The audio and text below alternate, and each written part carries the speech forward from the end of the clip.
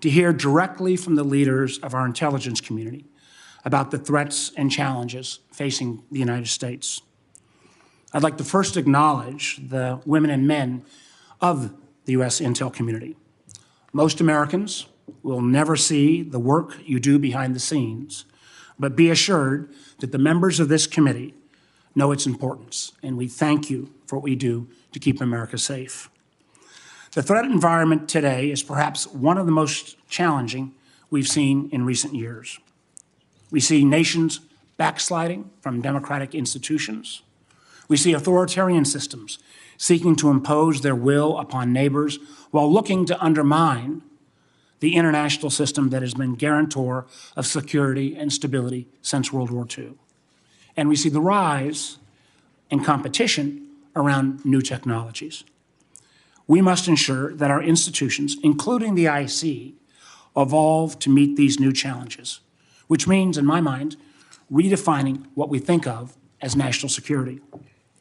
The IC was built to collect measures of hard power, how many ships, planes, and military personnel an adversary might have.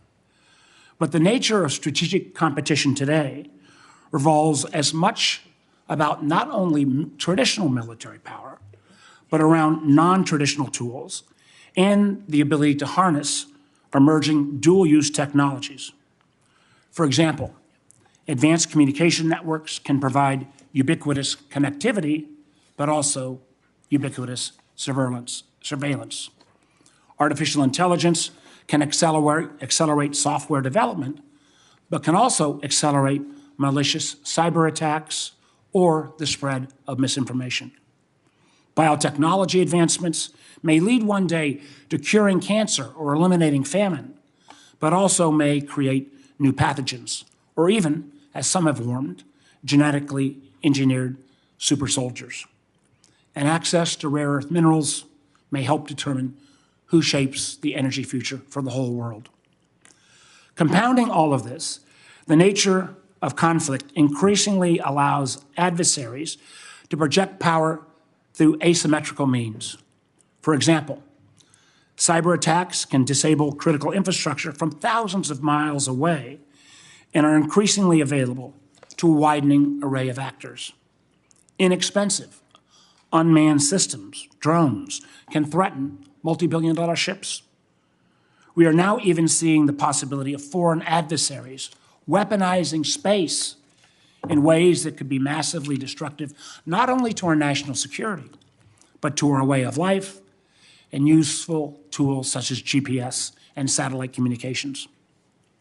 Similarly, misinformation and disinformation are increasingly deployed cheaply by an array of adversarial actors. We all know that more than 60 countries, over half the world's population, will vote this year.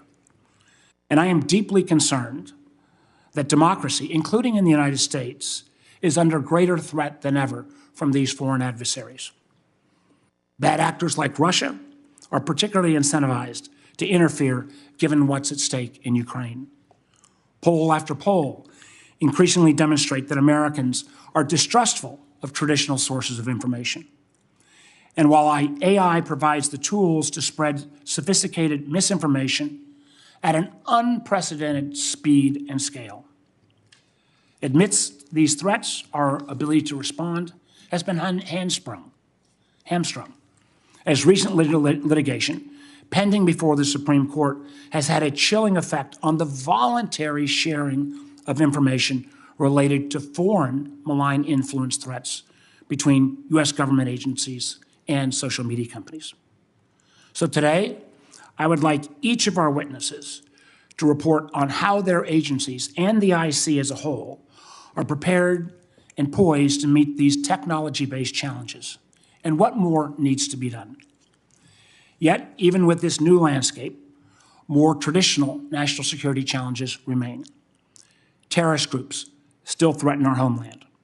Over the last couple of years, we've seen authoritarian powers challenging democratic norms, undermining the international order, and intimidating their neighbors.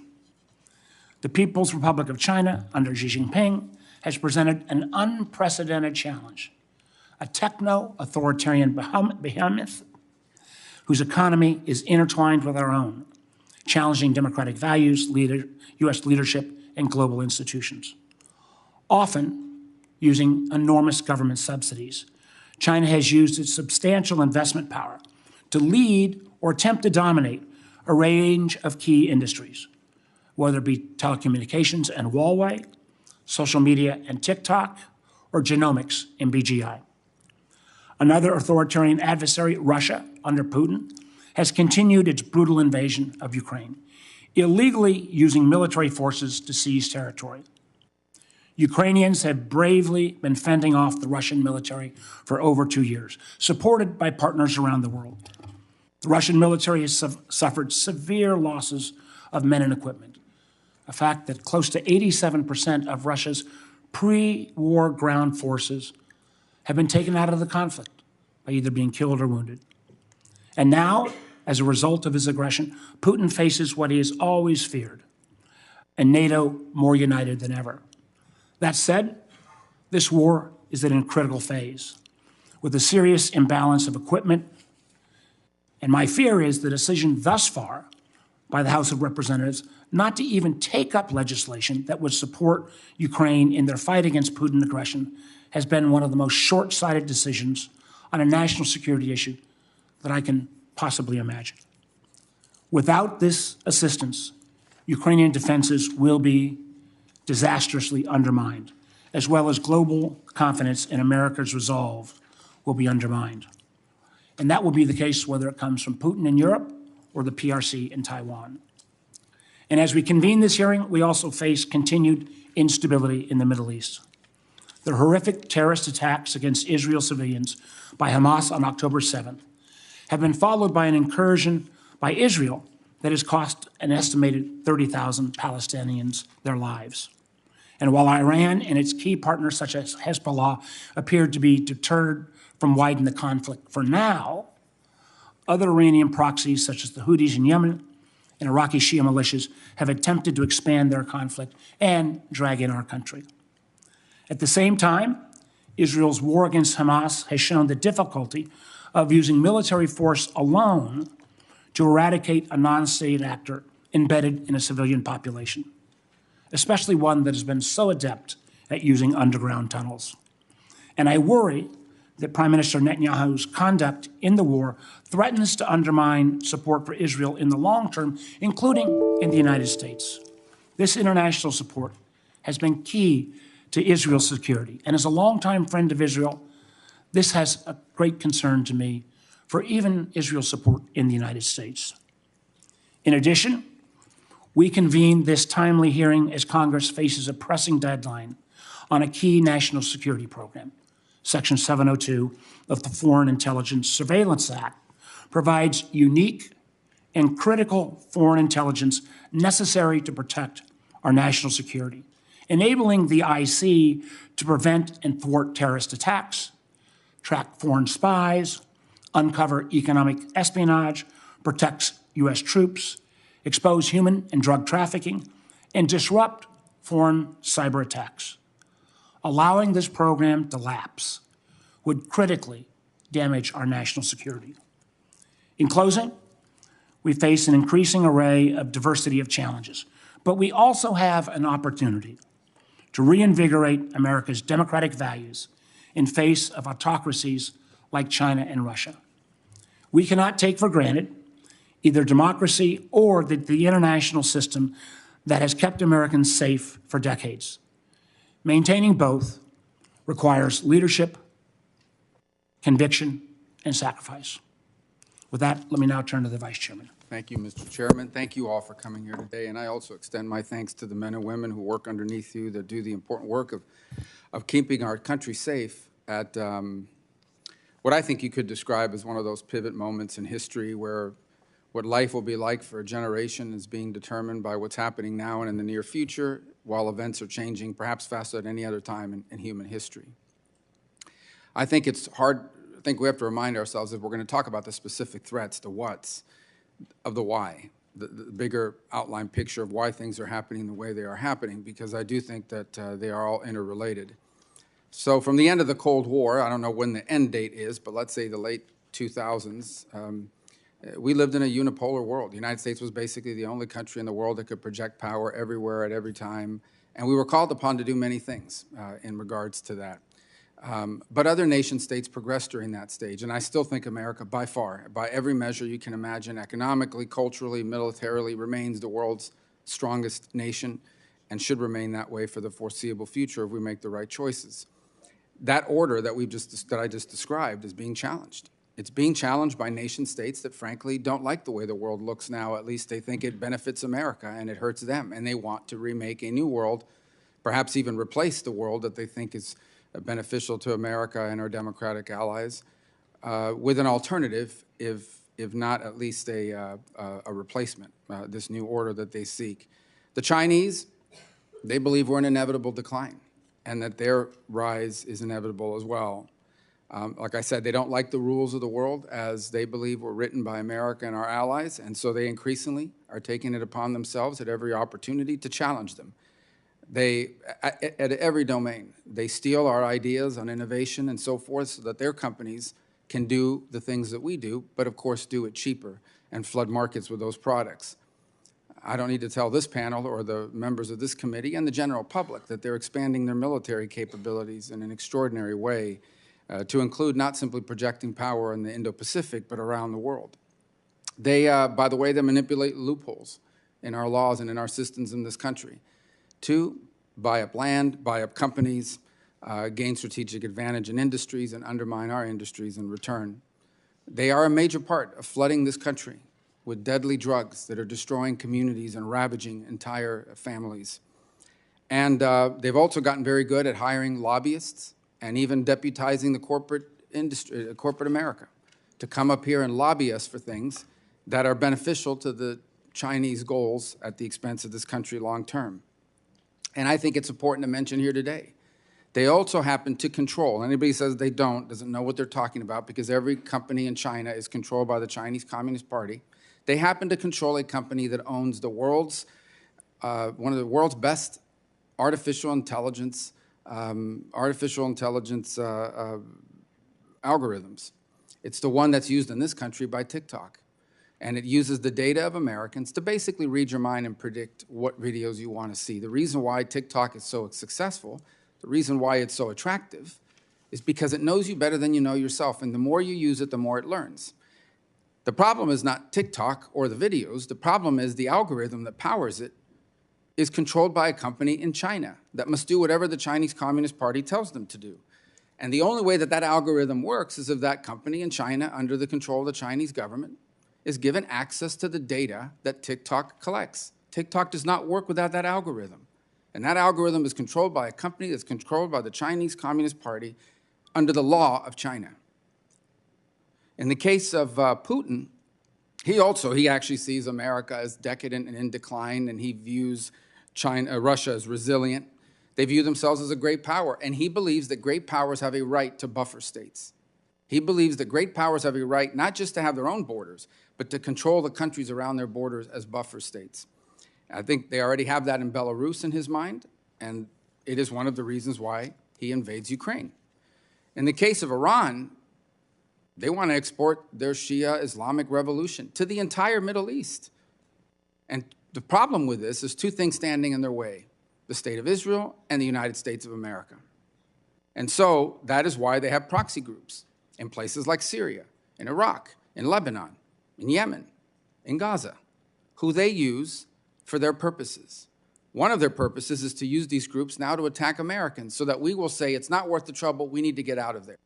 And once we leave, then they'll move on Jordan and on Bahrain. Then they'll make Israel an unlivable place. And ultimately, their ambitions are the entire region and most of the Gulf kingdoms. That's why I think it's a mistake to view the horrific events of October 7th as simply the latest iteration of a long-standing Israeli-Palestinian problem. It is deeply tied to the head of this snake, and the head of this snake is in Iran and in Tehran. Add to all of these three countries North Korea. We haven't heard a lot about it yet. They have become increasingly aggressive. In fact, I would argue that we perhaps are closer to some armed hostilities than we've been in a decade or longer. Why? Why have they become so aggressive? They feel empowered. They feel empowered because Putin is buying things from them and helping them to break their international isolation, and also because I don't know what percentage of their economy is powered by ransomware attacks and cyber hacking, but it's substantial. They generate a lot of money from that. And then add to all these parades of horribles the fact that terror is still a threat. Iran, as has been publicly reported, is still trying to kill former government officials that live in the United States of America. There are former government officials in this country, no longer in office, who require 24 hours a day security because Iran is trying to kill them inside the United States. Hezbollah, an agent of Iran, is also looking for ways to conduct terrorist attacks against American interests and Israeli and Jewish interests all over the world and here in the homeland as well. By the way, ISIS and al-Qaeda are not out of business. They are still involved. Add al-Shabaab to that. They also want to kill Americans. If they could do it in the homeland, they would love that. And all of that happening at a time in which perhaps the single largest, most eventful migration corridor in history is operating right off of our border. So I think it's a mistake sometimes to divide all of these problems geographically, because in some ways, they're all interrelated in key ways. Yes, these individual states all have different ambitions, but they share a common goal. And the common goal is a world friendlier and better for them and their interests, and a world in which America is weakened and less able to act. And all of these crises begin to interlock in a way that help them. For example, the Chinese and the Russians are probably see great benefit. No, not probably. They do see great benefit what's happening in the Middle East, because they figure every dollar and every second of our attention that's paid there is we're not paying to what's happening with Ukraine, and we're not paying to the Indo-Pacific. The Chinese see great benefit in Ukraine as well, because they view it as the more time and money we spend there, the less time and money and focus we have on them. In fact, one of the things I know the Chinese hope for is one of two things. A, we deplete ourselves in Ukraine or the Middle East, particularly Ukraine. Or B, we cut and run, and then they can go around the world, see, I told you America's weak. I told you America's unreliable. They have a plan for either outcome, which makes it challenging for us as we decide what to do here. So these things all come together, and I think that's really the overarching threats that we face, is an understanding that none of these should be viewed in isolation. The goals that Russia has, the goal that Iran has, the goal that North Korea has, the role that the Chinese have, may be different goals. But one of the real developments that threaten the security of our country is that they are increasingly partnering with one another. Not a NATO alliance, not the sort of formal alliance that's written out, but they are increasingly partnering with each other on selected topics and at selected opportunities, because they all share one goal, and that is they want to weaken America, weaken our alliances, weaken our standing and our capability and our will, because it helps them to achieve the world as they envision it, the world that they want. But it comes at our expense and at the expense of all that's been built over the last 20 or 30 years. So I think that one of the greatest dangers we face is the inability to see how all these things are interconnected. And I think one of the greatest challenges we face is to deal with them as if they are interconnected. I think that what life will be like on this planet for the next generation will be determined very much by what we do or fail to do here over the next 2 to 3 years, and certainly with the issues that are before us today. So I look forward to hearing from all of you, and I appreciate you coming. Thank you, Senator Rubio. I think, Director Haines, I believe you're up first. Thank you very much. Chairman Warner, Vice Chairman Rubio, members of the committee, thank you so much for the opportunity to be here today alongside my wonderful colleagues to present the IC's annual threat assessment. And before I start, I also want to thank publicly the people of the intelligence community. From the collector to the analyst and everybody in between, we're really presenting the result of their labor at this hearing. And they work tirelessly every day to keep our country safe and prosperous, and we are all very proud to represent them here today. I also want to take the opportunity to thank all of you for the extraordinary support that you've shown to the intelligence community. The IC's relationship with its oversight committees is quite obviously critically important, and you all work with us on a bipartisan basis, and that is especially inspiring in today's environment. We're grateful for your encouragement and for your wisdom. Today, the United States faces an increasingly complex and interconnected threat, as has been noted by the chairman and vice chairman, environment characterized by really 3 categories of challenges. The first is an accelerating strategic competition with major authoritarian powers that are actively working to undermine the rules-based order and the open international system the United States and our partners rely on for trade, commerce, the free flow of information, and accountability to the truth. The second category. Just, I recognize people feel passionately that the American people deserve to hear from the leaders of the intelligence community. Director Haines, continue. Okay. The second category is a set of more intense and unpredictable transnational challenges, such as climate change, corruption, narcotics trafficking, health security, terrorism, and cybercrime that often interact with traditional state-based political, economic, and security challenges. And the third category is regional and localized conflicts that have far-reaching and at times cascading implications, not only for neighboring countries, but also for the world. And all three challenges are affected by trends in new and emerging technologies, environmental changes, and economic strain that are stoking instability and making it that much more challenging for us to forecast developments and their implications.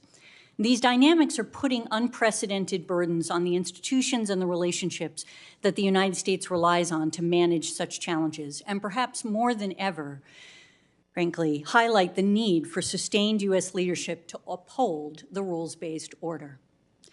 And I'll just touch on these three categories of challenges, starting with strategic competition in China, in an effort to provide some context and highlight some of the intersections. President Xi continues to envision China as a leading power on the world stage, and Chinese leaders believe it is essential to project power globally in order to be able to resist U.S. pressure, for they are convinced that the United States will not tolerate a powerful China. Nevertheless, the PRC seeks to ensure China can maintain positive ties to the United States and will likely continue to do so this year as they see stability in our relationship as important to their capacity to attract foreign direct investment. Boosting the domestic economy is a fundamental priority for President Xi, yet he appears to be doubling down on a long-term growth strategy that will deepen public and investor pessimism over the near term. With youth unemployment around 14.9%, no major stimulus aimed at consumption forthcoming, massive local debts, and a property market contraction, 2024 is likely to be another difficult year for China's economy, all against the backdrop of an aging and shrinking population and slowing economic growth. And President Xi is counting on China's investments in technologies such as advanced manufacturing and robotics, artificial intelligence, high-performance computing, to drive productivity gains and spur future growth. Yet he is increasingly concerned about the United States' ability to interfere with China's technological goals. Consequently, in an effort to protect and promote China's capacity to compete technologically, which President Xi views as fundamental to his long-term growth strategy, PRC leaders modified their approach to economic retaliation against the United States over the last year, imposing at least some tangible costs on U.S. firms, even as they continue to moderate such actions to avoid domestic costs. And Chinese leadership is furthermore pursuing a strategy to boost China's indigenous innovation and technological self-reliance, expand their efforts to acquire, steal, or compel the production of intellectual property and capabilities from others, including the United States, and continue to engage in coercive behavior to control critical global supply chains of relevance. In the meantime, President Xi's emphasis on control and central oversight is unlikely to solve the challenges posed by China's economic and endemic corruption, demographic decline, and structural economic constraints. And over the coming year, tension between these challenges and China's aspirations for greater geopolitical power will probably become all the more apparent. Given its ambitions, Beijing will continue to use its military forces to intimidate its neighbors and to shape the region's actions in accordance with the PRC's priorities. We expect the PLA will field more advanced platforms, deploy new technologies, and grow more competent in joint operations with a particular focus on Taiwan and the Western Pacific.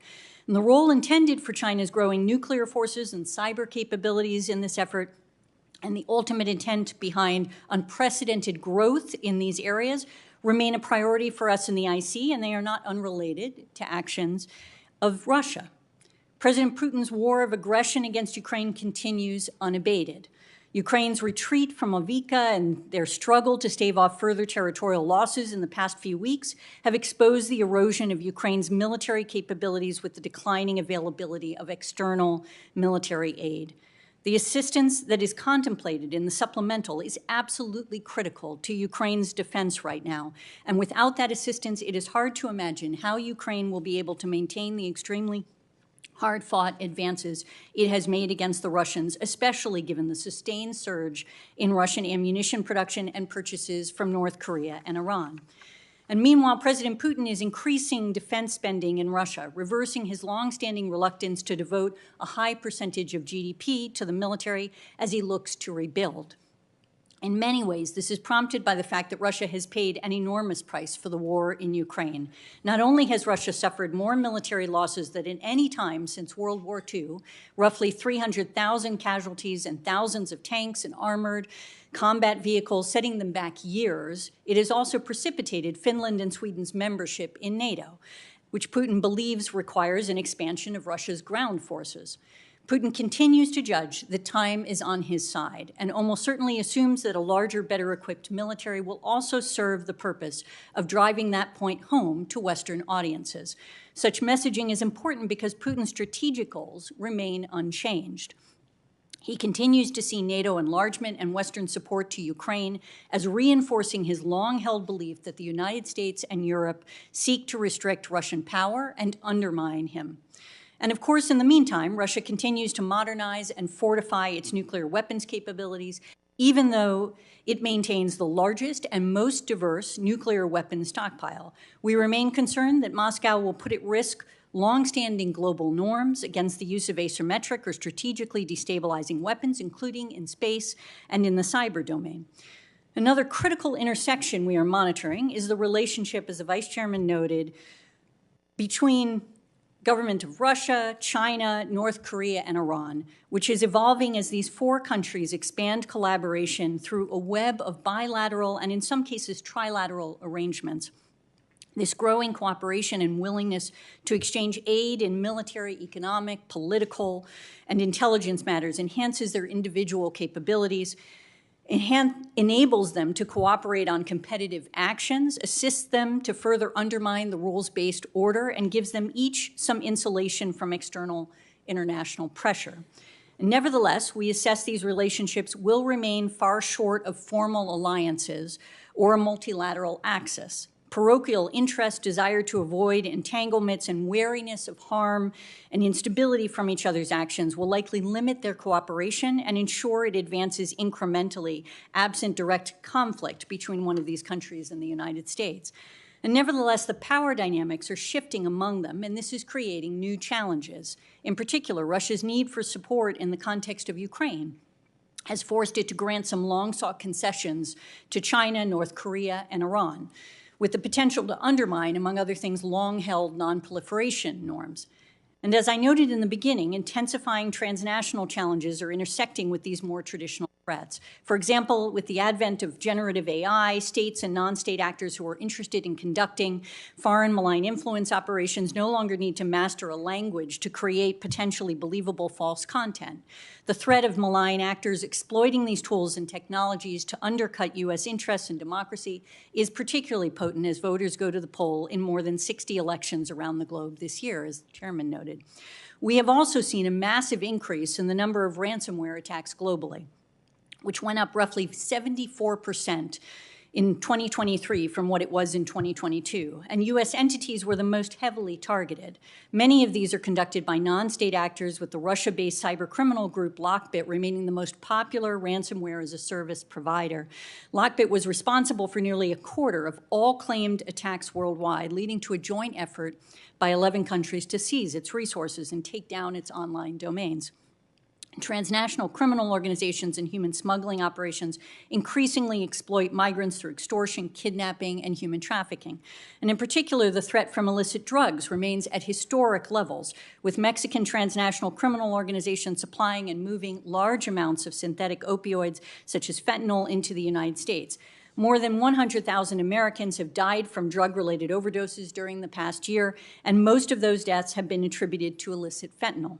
And as such, the threat from fentanyl and other synthetic drugs to the health and welfare of everyday Americans remains a top priority for the intelligence community. In the third category, we have multiple regional conflicts with far-reaching implications, perhaps nowhere more obviously than in the Middle East. This crisis in Gaza is a stark example of how regional developments have the potential for broader and even global implications. Now, having lasted for more than 5 months, the Gaza conflict has roiled the Middle East with renewed instability, presenting new security paradigms and humanitarian challenges while pulling in a range of actors. The conflict has prompted new dynamics even as it has entrenched old ones. We continue to assess that Hezbollah and Iran do not want to cause an escalation of the conflict that pulls us or them into a full-out war. Yet the Houthis entered the war and were willing to do so without Iran acting first, becoming one of the most aggressive actors in the conflict. And the Iranian-aligned militia groups in Iraq and Syria that have been attacking our forces and have been more focused on the United States than Israel, using the conflict as an opportunity to pursue their own agenda. Moreover, the crisis has galvanized violence by a range of actors around the world, and while it is too early to tell, it is likely that the Gaza conflict will have a generational impact on terrorism. Both al-Qaeda and ISIS, inspired by Hamas, have directed supporters to conduct attacks against Israeli and U.S. interests, and we have seen how it is inspiring individuals to conduct acts of anti-Semitism and Islamophobic terror worldwide. In this third category of regional and localized conflicts, we have many more we might discuss, including Haiti and Sudan and what is happening in the Eastern Democratic Republic of Congo, and the list goes on. And this finally brings me to 702 of the Foreign Intelligence Surveillance Act, which will expire on April 19th without congressional action. The intelligence gathered pursuant to Section 702 was essential in preparing this annual threat assessment and is absolutely fundamental to every aspect of our work, as I know you know. 702 provides unique insights into foreign intelligence targets such as foreign adversaries, terrorist organizations, including Hamas, weapons proliferators, spies, malicious cyber actors, and fentanyl traffickers. And it does so at a speed and reliability that we simply cannot replace with any other authority. And as Congress pursues reauthorization, we understand there will be reforms, and we support those that bolster the compliance and oversight regimes in place while preserving the operational agility that is vital to keeping the nation safe. So thank you for your patience, and we look forward to your questions. Thank you, Director Haines. Let me go for members, and I appreciate it. I know we don't normally do these on Monday. I appreciate everybody coming in. We will be conducting a closed session after this open session, so members should hold any questions on a classified nature until after that. And after the chair and vice chair go through our first round of questions, we'll then recognize members in rounds of 5 minutes, all based on seniority. Director, Haines, I want to start with where you ended up on 702. This critical component of both law enforcement and the intelligence community expires on April 19th. Congress needs to act. 60% of all the information that goes into the president's daily brief is derived from 702 information, foreigner talking to foreigner in terms of bad guys. One of the things that the Vice Chairman and I are very proud of is we worked very hard on a reform of Section 702 that we introduced last year, including 16 co-sponsors. A great number of members of this committee are part of that reform effort that, again, looked at trying to make sure where there had been perhaps overzealous use at the FBI in terms of who was queried and how things were queried have been dramatically constrained. Director Wray, I want to start my question, though, with you. Some have actually said, though, that where we went didn't go far enough, and they would propose a reform that would require agencies to seek a warrant before conducting U.S. person queries. Could you explain what would happen on a practical level, both from the IC side and the law enforcement side, if that requirement was put in place? Thank you, Mr. Chairman. I think the short answer is that a warrant requirement for us to run U.S. person queries would be untenable and would largely gut the effectiveness of the authority. And I say that for several reasons. First, it would blind us to information already lawfully in our possession that we need to be able to review and act on in a very time-sensitive way to be able to stop terrorist attacks, protect a victim from a cyber attack, warn somebody who is potentially targeted with assassination or kidnapping. Second, in many instances, at the time that the query would be run, we wouldn't have the probable cause that the query term is associated with an agent of a foreign power. That's what the query tells us. And so you got that problem. And then the third problem is that an awful lot of the places that we're using 702 queries are to assist victims and to prevent potential victims from further attacks, whether terrorist attacks, cyber attacks, et cetera. And so in those instances, you'd never be able to get a warrant requirement. Even if there were some kind of delay built into it, that alone, for all these threats, which are extremely time sensitive, I think that the DNI correctly used the term agility. That is the key. And so I would implore Congress not to take that additional step. You mentioned the compliance failures. I've been very clear that the compliance failures that occurred at the FBI are wholly unacceptable, and that's why I put in place a whole host of reforms, which are covering everything from training to our systems, approvals, oversight, an Office of Internal Audit. I could go on, and those reforms are working. The FISA court itself most recently found 98% compliance and commented on the reforms working. The most recent Justice Department report found the reforms working, 99% compliance. And so I think legislation that ensures those reforms stay in place, but also preserves the agility and the utility of the tools, what we need to be able to protect the American people. Well, I appreciate that, and I do think our reform bill had the notion of trust but verify, so that we would literally legislate the reforms that have been put in place, add a few others, add some of the additional amicus provisions. We also, one of the things I think that have been discovered, that the majority of the queries that involve Americans are actually on victim notification. The very notion of having a warrant to have a victim notification is contradictory in itself. I want to raise another issue I think that's been appropriately raised, and this is the question around, bulk purchase of personal data. I think we need to go much further on data protection, and I think that has been a failure of this Congress to address in its past. Director Haines, I know you've done a study on this, and my fear is that some of the proposed reforms would actually not limit foreign entities from obtaining this data, but would limit law enforcement. Can you talk to the question of bulk data purchases and data brokers? Yeah, absolutely. I mean, I think from our perspective, commercially available information, as we sort of think about the entire set of what's out there and what's been discussed in Congress in relation to this, is just increasingly critical to the intelligence community's work. And I think, sort of an obvious example of this is commercial imagery and the role that it played, for example, in the context of the invasion of Ukraine. But there's a whole series of other areas where we're purchasing information, such as commercial threat information that's related to cyber security and things like that.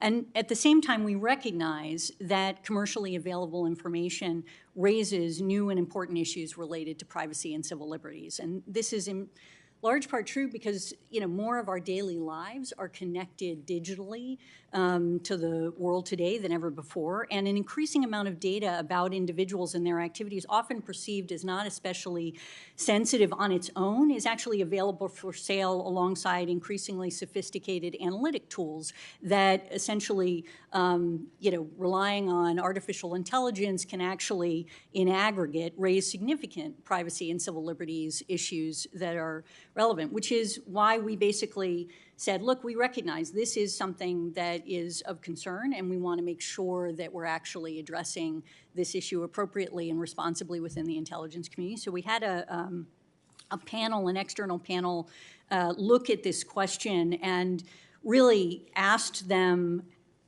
how and under what circumstances should we use commercially available information, and in particular to reflect on the existing framework for privacy and civil liberties. We've published that report, and in fact, Senator Wyden asked us to, and as a consequence, put that out. And as an intelligence community in our XCOM, as we call it, all the heads together, agreed that we thought those recommendations made sense, and we have issued IC guidance basically for cataloging commercially available information acquired by IC elements to ensure that our handling of such information is consistent with relevant legal policy security considerations to facilitate oversight. And we've developed a framework that augments each IC's elements, Attorney General guidelines and related policies with general principles and additional guidance on how IC elements should access, collect, process commercially available information, including more precise guidance for identifying and dealing with categories of information that pose a greater risk of implicating privacy and civil liberty concerns. And finally, as the panel recommended also, the framework sets out standards and procedures that govern and require periodic reevaluation and acquisition and use decisions. And I think the challenge that is posed by some of the legislative proposals that I've seen require, for example, again, a sort of probable cause requirement before you can obtain that information. Similarly, we are not going to have, in the scenario of, for example, getting cyber threat information commercially, a probable cause reason for getting that. What we're trying to do is understand what the vulnerabilities are, and then what we recognize is that whatever the commercial information is that we're obtaining, we need to treat it in a way that actually mitigates against the risks that have been described. Thank you. Senator Rubio. Director Wray, we know that over the last 3 years, millions of people crossed the U.S. border illegally, and many have been released into the country. Have members or people with ties to dangerous gangs, like, for example, the prison gang Tren de Aragua from Venezuela, were they among the people that came into this country? I don't know that I can speak to the specific gang, but certainly we have had dangerous individuals enter the United States of a variety of sorts. Are we seeing crimes from people that entered the country over the last 3 years, some of them with ties to gangs or other criminal organizations? Well, I guess what I would say is this. From an FBI perspective, we are seeing a wide array of very dangerous threats that emanate from the border, and that includes everything from the drug trafficking. The FBI alone seized enough fentanyl in the last 2 years to kill 270 million people. That's just on the fentanyl side. An awful lot of the violent crime in the United States is at the hands of gangs who are themselves involved in the distribution of that fentanyl. But you're also seeing and tracking local law enforcement arresting and for example, the assault on the police officers in New York.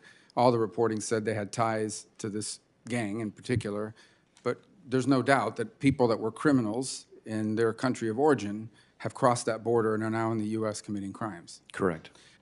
Is there now a black market emerging to sell? We've seen reports of a black market emerging selling fake Social Security cards, fake green cards. Have you seen reporting on that? Well, certainly there is on the darknet, for example, there is a significant marketplace for different kinds of stolen identity. What about in the street? I think as well. Yeah. Okay. And well, there are smuggling networks all over the world that specialize in moving people from all over the world, including from the Middle East, Central Asia, and so forth. Are we aware of any of these smuggling organizations are run by or are conducted by people that have ties, for example, to ISIS or other terrorist organizations? So I want to be a little bit careful how far I can go in open session, but there, there is a particular network that has where some of the overseas facilitators of the smuggling network have ISIS ties that we're very concerned about, and that we've been spending an enormous amount of effort with our partners investigating. Exactly what that network is up to is something that's, again, the subject of our current investigation. But there is a network we're concerned about that has facilitators involved in it that have ties to ISIS and other terrorist organizations. Correct. I talked about TikTok in the opening.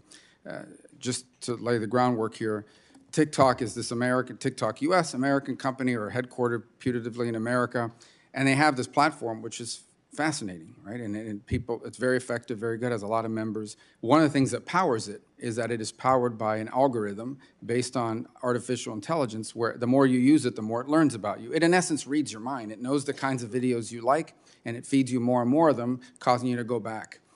That algorithm is not owned by TikTok. It's owned by ByteDance, a Chinese company, correct? That's my understanding. And so the only way that algorithm works is if that Chinese company has access to the data being generated by TikTok.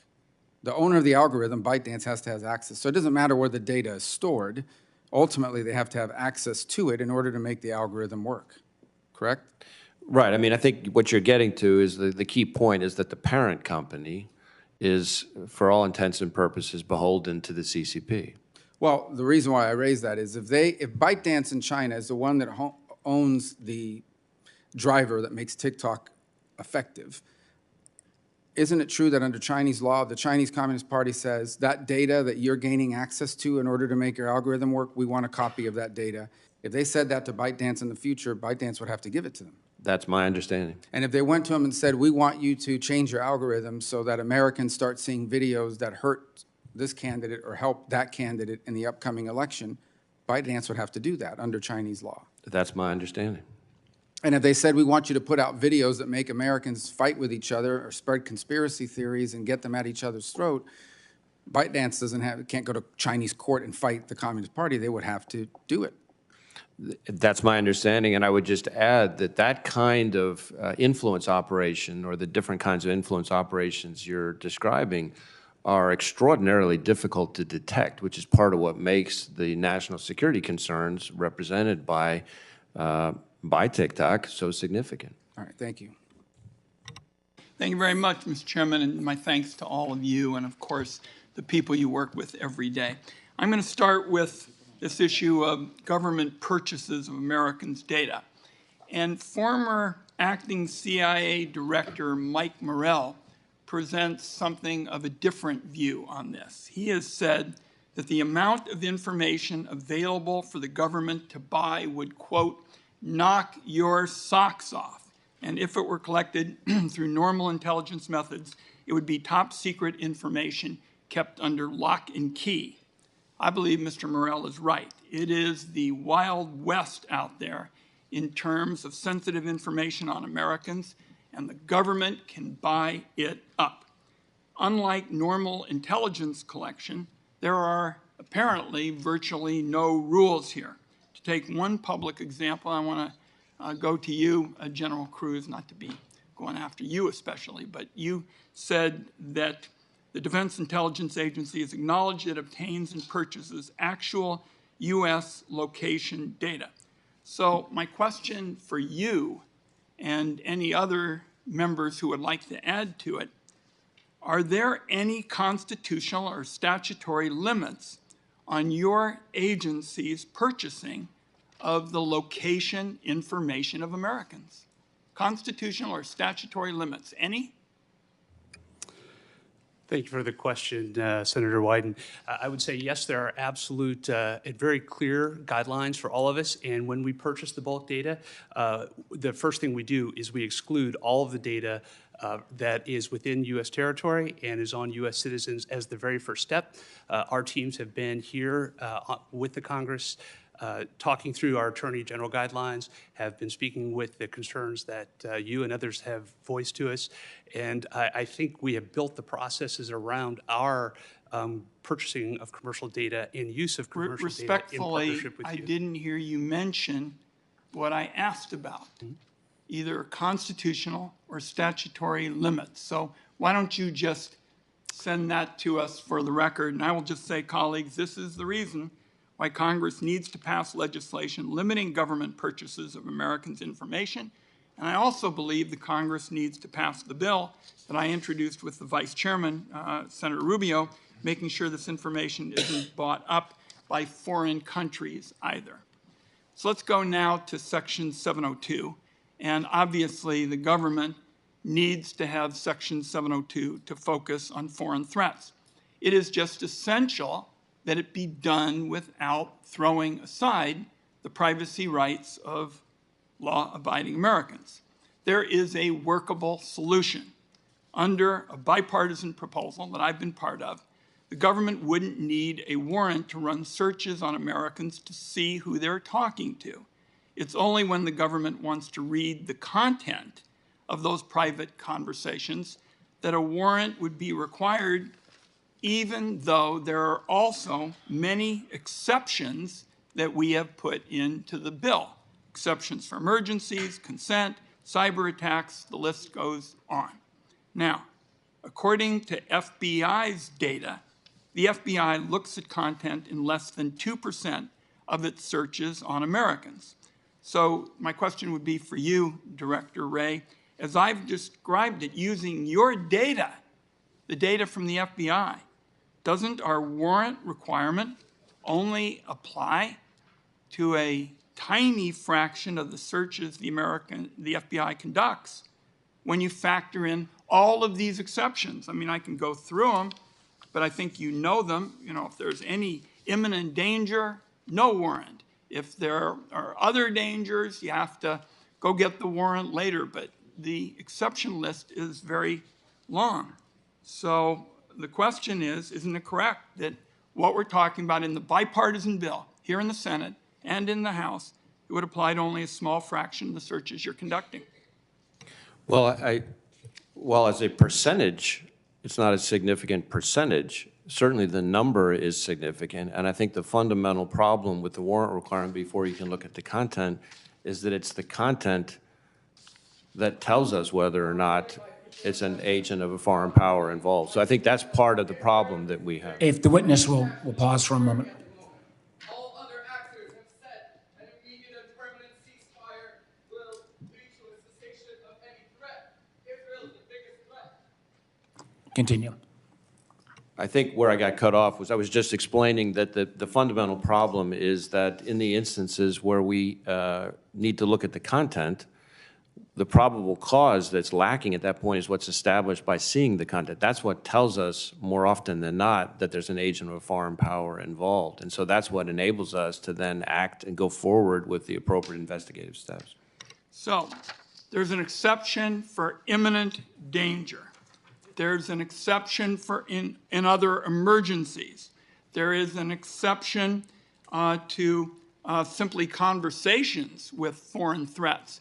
I'd like you to send to me, so we'll have this for the record, how having those exceptions will in some way obstruct you when you're trying to deal with a tiny number of warrants. This is all about Americans believing, you bet we have foreign threats. There's no question about it. But we can address those foreign threats in a way that's compatible with the liberty and the values that law-abiding Americans hold. I'm happy to work with you on it. Thank you, Mr. Chairman. Senator Collins. Thank you. Director Haines, you understandably spent considerable time talking about the significant threats that Russia, China, Iran, and North Korea pose to our country. Since the way that our disastrous withdrawal from Afghanistan unfolded, we've also seen a large increase in terrorist attacks conducted by ISIS. In fact, those number nearly 200 and have resulted in some 1,300 casualties.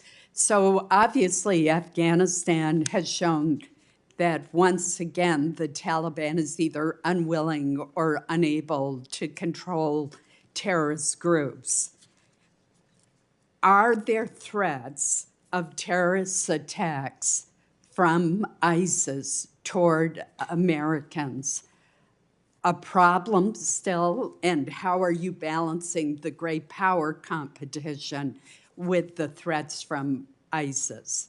In addition, I would like you to comment on whether or not terrorist groups backed by Iran, such as Hamas and Hezbollah, pose a threat to our homeland.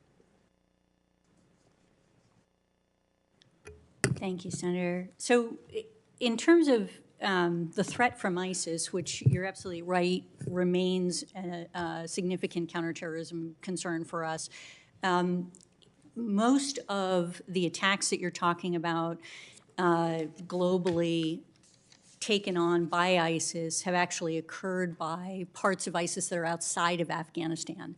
In Afghanistan, there still remains an ISIS concern. It is one where, ironically, the Taliban has actually also concerned about it because the ISIS group that is in Afghanistan is, in fact, going after the Taliban. And so this is a place where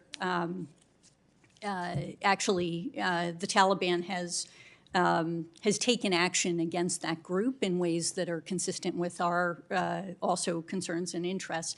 So that is one piece. In terms of the terrorist groups that are backed by Iran, absolutely, that is a major issue for us. And there are a number of them. Obviously, we often talk about Iranian-aligned militia groups that have been attacking U.S. forces and assets in Iraq and Syria in particular, but also in other parts of the region attempting to. And there have been just dozens and dozens of attacks that we've been looking to manage, and that it continues to be fueled by Iran. They provide weapons, they provide training, they provide money to those groups, and we still obviously see them as a destabilizing force in the region. We also see Iran's support of Hezbollah, as you noted, and of Hamas over the years, and so considerably, not to mention the Houthis is another example of this, but certainly that's been a large issue, and my colleagues may wish to add to this. Thank you. Director Wray, we know that China is the primary provider of the predecessor chemicals and the pill presses for fentanyl, and you've pointed out in your testimony the extraordinary scope of the amount of fentanyl that has been produced. And indeed, 80% of the overdoses in Maine last year involved fentanyl. But what we're also seeing in Maine is a new phenomenon that was reported by some enterprising journalists, and that is that Chinese nationals are establishing illegal marijuana growing operations all over the state. One public report estimates there are more than 200 of them, primarily in rural Maine. They're unregulated, they're illicit, they're destroying homes because they're growing the marijuana inside, and the marijuana is very potent. What is the FBI doing to support local, county, and state officials, and why do you think the Chinese have sent their citizens to rural America to establish these illegal growing operations?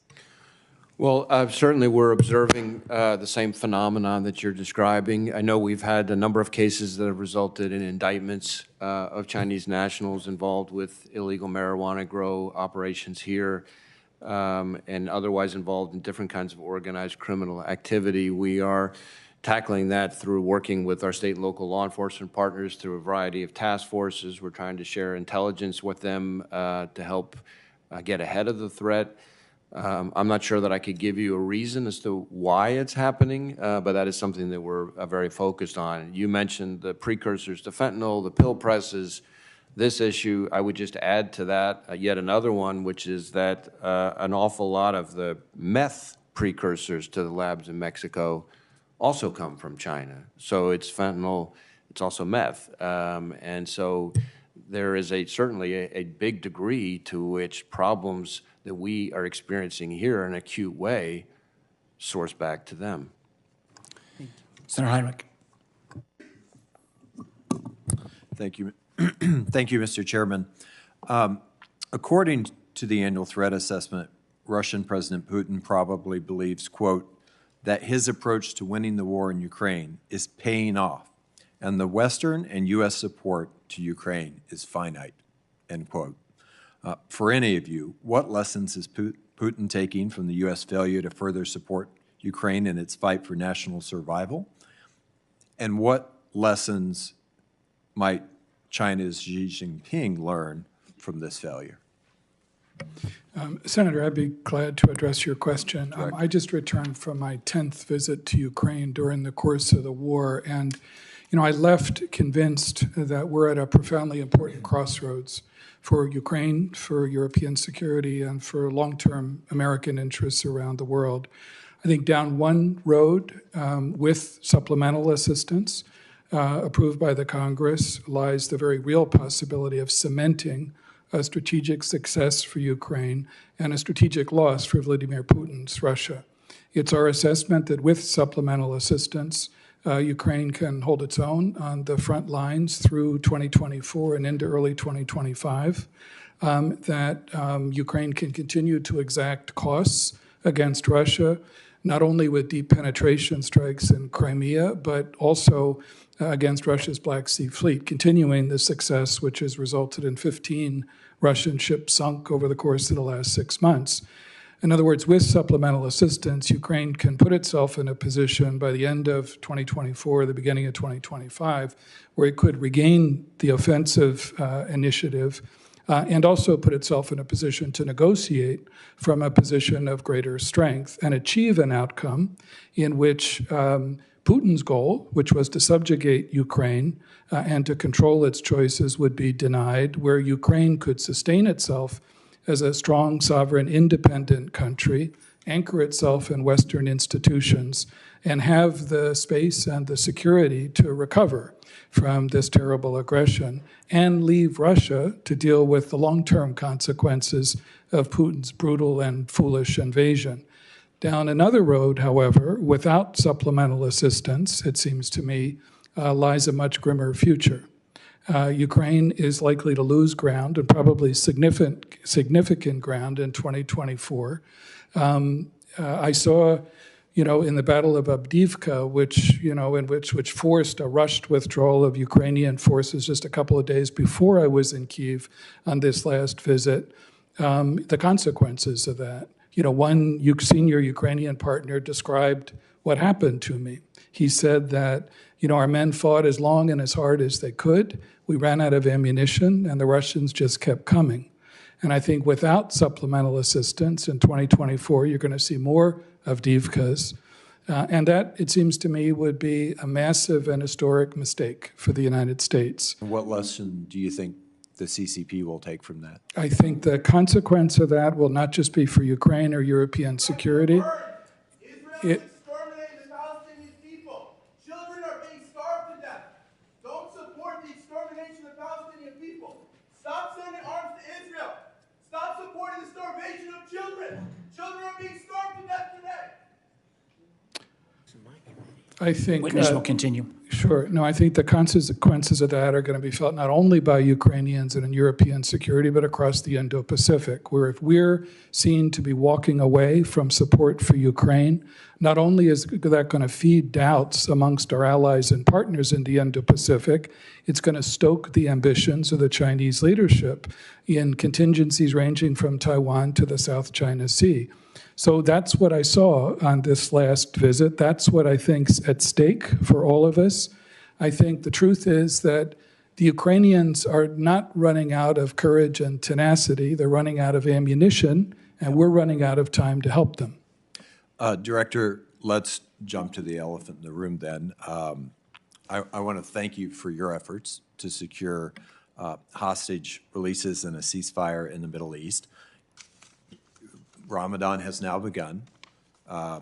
Give us, to the best of your ability, a little bit on where things stand with those negotiations and what flashpoints you might be concerned could push us into a more regional conflict over the course of the next month.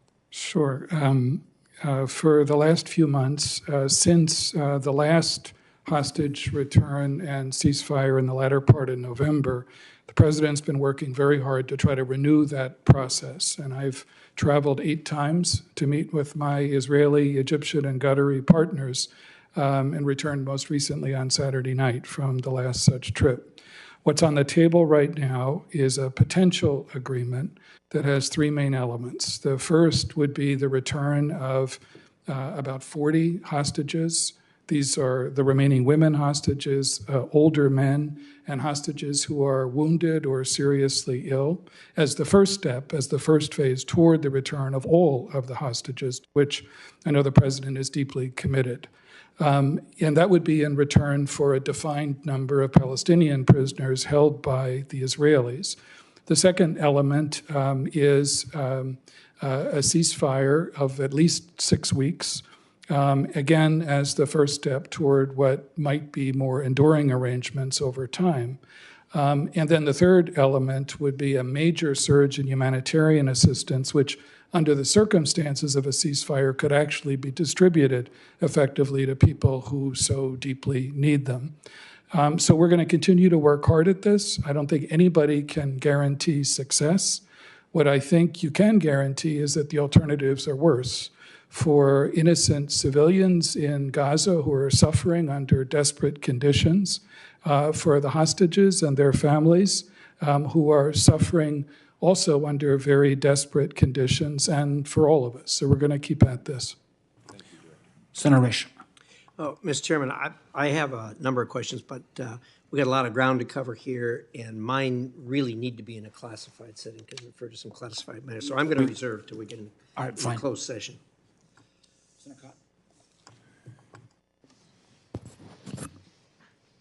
Senator Heinrich was going to address the real elephant in the room, which are some of our audience members accusing you of pretty serious conduct. So, Director Burns, I want to give you a chance to respond to what's been said. Is Israel exterminating the Palestinian people? Senator, all I can say is, what I said before. I think there are a lot of innocent civilians in Gaza who are in desperate conditions right now. I think there are hostages and their families who are also in desperate circumstances as well. And I think I've learned a long time ago in crises like this that you have to find a practical goal and pursue it relentlessly. And the goal the president has laid out, working with our Israeli, Qatari, and Egyptian partners, I think is the most practical one I can see right now, is to produce a ceasefire of at least 6 weeks, produce the return of the hostages, ultimately all of the hostages, and get desperately needed humanitarian relief to people who need it in Gaza. So is that a no? You do not believe Israel is exterminating the Palestinian people? No, I think I understand Israel's need, and the president has emphasized this, to respond to the brutish attack that Israelis suffered on the 7th of October against Hamas, against a terrorist group. But I think we all also have to be mindful of the enormous toll that this has taken on innocent civilians in Gaza. And as the president has said, it's very important for Israel to be extremely mindful of that and to avoid further loss of civilian life. Director Haines, do you believe Israel is exterminating the Palestinian people? I really don't have anything to add to what Director Burns has said. I fully endorse what he's commented on. Israel, and you also stand accused of starving the Palestinian children. Is Israel starving children in Palestine or in Gaza? I think, Senator, the reality is that there are children who are starving in Gaza. But is Israel doing that? They're starving, they're malnourished as a result of the fact that humanitarian assistance can't get to them. It's very difficult to distribute humanitarian assistance effectively unless you have a ceasefire, which is exactly why, I think there's great value in what's on the table now, a return of hostages and a significant ceasefire enabling people to get that humanitarian assistance. Okay. For the record, I do not believe that Israel, nor any of you or the United States government, is exterminating the Palestinian people or starving Palestinian children. Director Haines, there have been several news reports, you might say leaks, to the effect that Iran does not have full control of its proxy groups. That's the headline from Politico last month. The quote, while Iran is supporting the proxy groups financially and with military equipment, intelligence officials do not believe it is commanding the attacks. Its lack of control over the Houthis and the militias in Iraq and Syria has muddied the deliberations in Washington about how to respond to repeated attacks on U.S. interests in the region, including the attack in Jordan on January 28th that killed 3 American troops. But on page 18 of the assessment, The intelligence community writes, Tehran was able to flex the network's military capabilities in the aftermath of Hamas's attack on October 7th, orchestrating anti-Israel and anti-U.S. attacks from Lebanon to the Bab el-Mandab Strait while shielding Iranian leaders from significant consequences. Orchestrating is stronger than anything I've heard. It's not providing support or training or funding. So it's your assessment, the intelligence community assessments, that Tehran has orchestrated attacks on Israel and against U.S. personnel and positions in the Middle East since October 7th? Yes, and I don't think that means that that the proxy groups or that others are always listening to everything that they have to say or under their direct control. But I think orchestrating is an appropriate characterization of what they've looked to do. So it has, to use the dictionary definition, arranged or directed the elements of a situation to produce a desired effect, especially surreptitiously. That's correct? Okay. Director Burns, on page 34 of the assessment, the IC notes that the FBI and the Department of Energy have concluded that the most likely origins for the coronavirus pandemic was a laboratory in Wuhan, but the CIA cannot agree with that conclusively. Why can't the CIA reach the same conclusion that the FBI and the Department of Energy have reached? Yeah, no, our analysts continue to look at this very carefully. They have not yet concluded that there's definitive evidence on either side of this, whether natural transmission or lab accident. Well, we continue to pursue, more intelligence, more information that might help them to reach a definitive conclusion. But right now, they're, they haven't been able to reach that. Director Wray, why are your analysts so much more competent? Our analysts did very rigorous work involving a whole slew of experts of different sorts. We reached the assessment with moderate confidence, and we stand by that assessment. Thank you. Senator King. Thank you, Mr. Chairman. Thanks to all of you, and as others have said, thank you to the people who operate under very difficult circumstances around the world to supply us with this important information. Director Burns, I just want to say your statement to Senator Heinrich about the impact and long-term consequences of our abandoning Ukraine is important and I think should be required reading around here. The implications are, it's a 50-year mistake that would haunt this country both in Europe, but also, as you suggest, in the Indo-Pacific, including Kim Jong-un would assess that we didn't have the staying power. He's already making noises about the peninsula. Director Wray, you talked with Senator Rubio about TikTok. Just to reiterate, it's dangerous because it allows the Chinese Communist Party to have access to an enormous trove of data about Americans. That's number one. Is that correct? That's one of the pieces of it. There's several. And the second piece is the power that the misinformation and sort of policy direction that it enables the Communist Party to exercise, correct? Well, I think the second piece is the algorithm, right? In other words, the first is the data, the second is the algorithm, the third is the software. But the problem is not TikTok, it's the control by China. If TikTok were divested and owned by an American company or a Belgian company or a British company, we wouldn't have this level of problem. Is that correct? Correct. Thank you.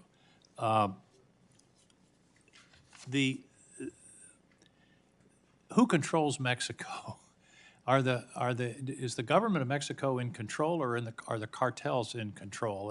And how do we get at the problem of the drugs, the fentanyl? By the way, I did a little calculation a minute ago.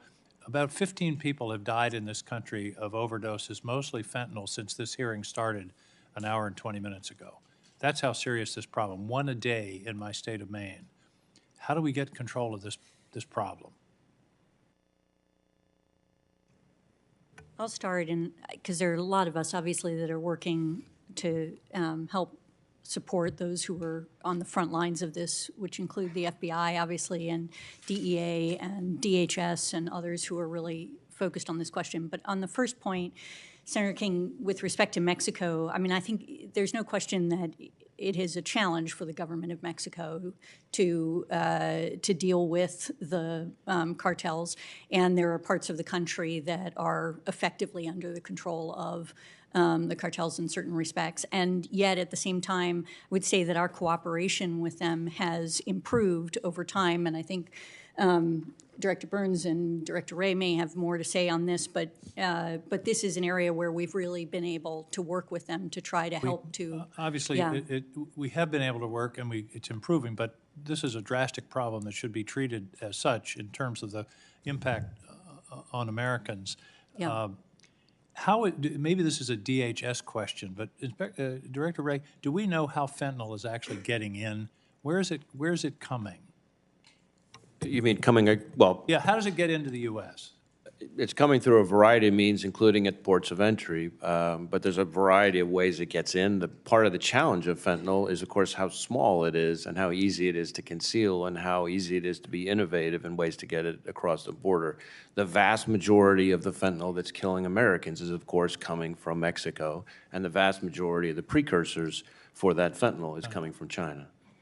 Well, I should mention that in the supplemental that's pending in the House, which we always focuses on Ukraine, there's also a major fentanyl blocking provision that would be very important to this country to get to have enacted as soon as possible.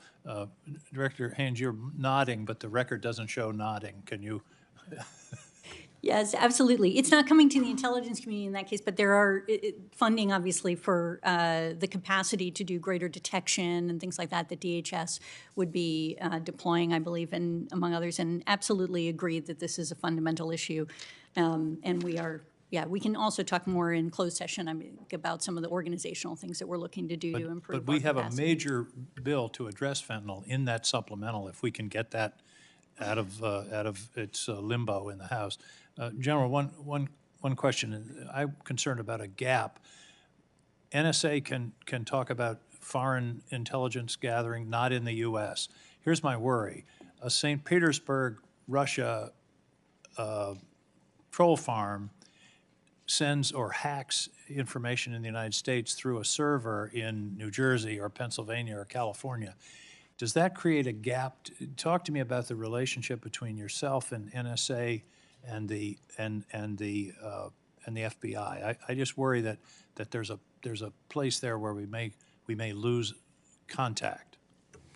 Senator, thank you for the question. So if we think about this right now today in the context of threats to our elections, we spend an enormous amount of time collaborating across all the elements of the U.S. government to make sure that we're aligned and that we're appropriately using our authorities to be able to garner whatever information is required to be able to identify a foreign threat. First and foremost, we are going to collect that threat of a foreign intelligence target outside the United States. And so one of those tools that really assist in this type of scenario is Section 702 and our ability, because by its very nature, if there's an origin of that threat, that there's a foreign entity communicating within the United States with a communications provider, it offers us an opportunity under Section 702 to target that foreign intelligence threat outside the United States. And so with the reauthorization of Section 702, that would ensure one means by which we are able to see the foreign part of that communication. Thank you. Thank you, Mr. Chairman. Senator Cornyn. Director Wray, I want to ask you a little bit about some of your testimony about the border. Last year, 169 individuals on the terrorist watch list were detained at the southern border. So far this year, it's been 58. We know there were, since 2021, approximately 1.8 million gotaways. In other words, not people that turn themselves in claiming asylum, not people paroled into the interior, but 1.8 million migrants who were evading law enforcement at the border. Can you tell us, can you tell the American people with any certainty that there are 0 people on the terrorist watch list that were among that 1.8 million gotaways?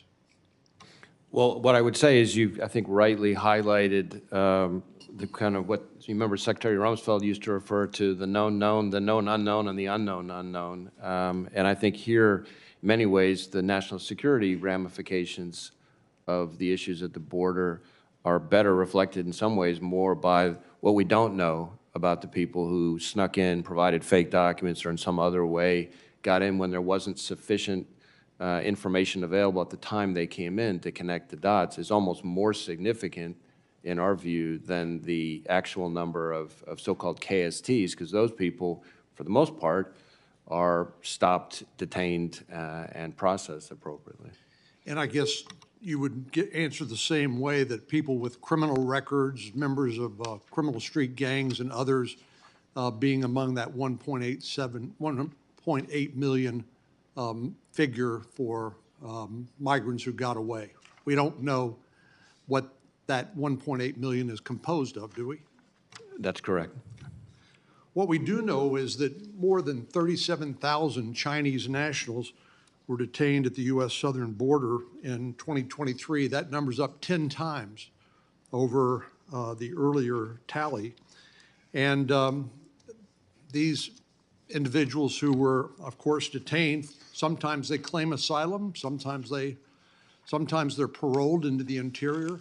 But again, we don't know how many Chinese nationals that may be among that 1.8 million gotaways that have made their way into the interior of the United States. You would answer the same way. Right. We don't know what we're dealing with. In that particular context, it gets especially challenging because presumably within that group, you've got not only people who may mean us harm, but also people who are fleeing the CCP and share our concerns about their authoritarian thuggishness. Of course, that's an important point. I'm not suggesting all of them are, but I'm just suggesting this is a huge gaping vulnerability in our national security that we don't have answers for. I'm reminded that there were 26 co-conspirators in the 9/11 attacks against the United States, killing 3,000 people. 26 people killed 3,000 Americans on 9/11. I worry that among the people that are coming across the border that are evading law enforcement, that there are some people among those that mean to do us harm. Do you share that concern? I do. And in fact, according to public sources, this is CNN, August 30, 2023, you alluded to this earlier about dozens of migrants from Uzbekistan that were being facilitated by a suspected ISIS agent in Turkey that was assisting those migrants to make their way to the southern border and into the United States, correct? So that's a threat stream that we're very concerned about. We're very actively investigating, working with DHS on both people whose travel was facilitated, but also members of the facilitation network in some other way overseas. There's probably more I could share on that in closed session if you would like. Thank you. Well, one of the things that I think this reveals is that our border situation, the illegal immigration, has changed over the years. It seems to me, coming from a border state, years ago, you would look at people coming across who wanted to work, wanted to provide for their family. Now, of course, we understand people fleeing violence and poverty, things like that. But also, we see the pull factors, the fact that if you make it to the border, you can likely stay for the rest of your natural life, is an enormous magnet for people to come, but also, and not just people who have benign intentions toward the United States who want a better life, but also people that want to do us harm. I know sometimes people say, well, this is just a fantastic theory. It's no basis in reality. Do you consider that to be a frivolous consideration? I do not. We, and I've been, I think, very vocal about this.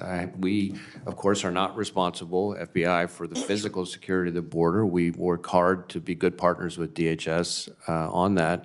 But there are a whole host of threats that emanate from the border, and some of them are criminal threats. We talked about fentanyl and violence.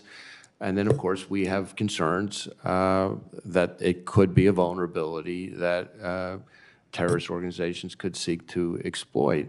I would add that we're not at the moment tracking any specific terrorist plot coming across the border in that regard, but it wasn't that long ago, as you will recall, that we had indictments of an individual who was trying to smuggle foreign nationals across the border to assassinate former President Bush.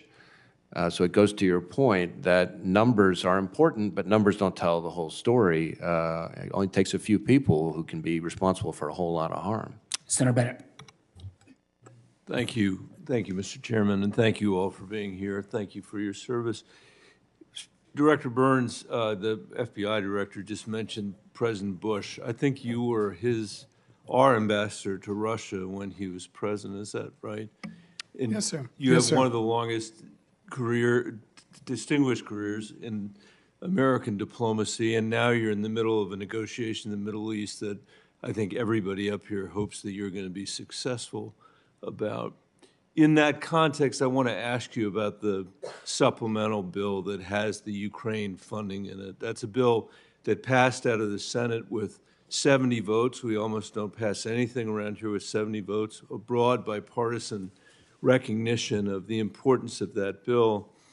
I agree with your assessment and the intelligence community's assessment that Ukraine has the possibility to prevail in this conflict with Russia. Nobody 2 years ago would have believed that, but the way they fought, the way they've been able to be supported by our munitions and our intelligence, obviously has made a difference, but they have succeeded in ways nobody could have imagined. There are people here, and there are people in the House that don't believe that. They don't, their assessment is different than the intelligence communities. Their judgment is different, and that's fine. We have different judgments.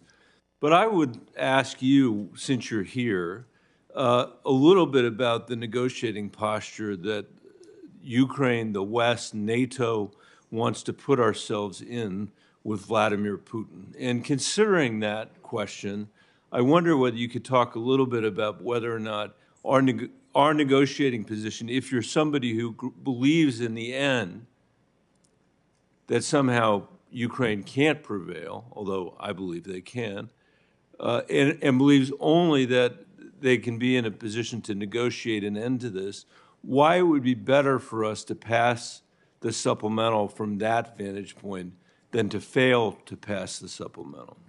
No, thanks very much, Senator. I mean, I think today, first, I'll start with Vladimir Putin and Russia. Senator, I mean, I think today, first, I'll start with Vladimir Putin and Russia. It's our assessment that Russia is not serious about negotiations today in the sense that they may be interested in the theater of negotiations, but they're not really interested in negotiating in the sense of compromise right now.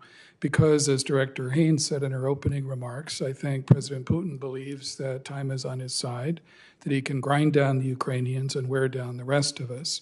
So if you look at the prospect of a more serious negotiation in the future, it's essential for Ukraine, first with our support, to disabuse the Russian leadership of the notion.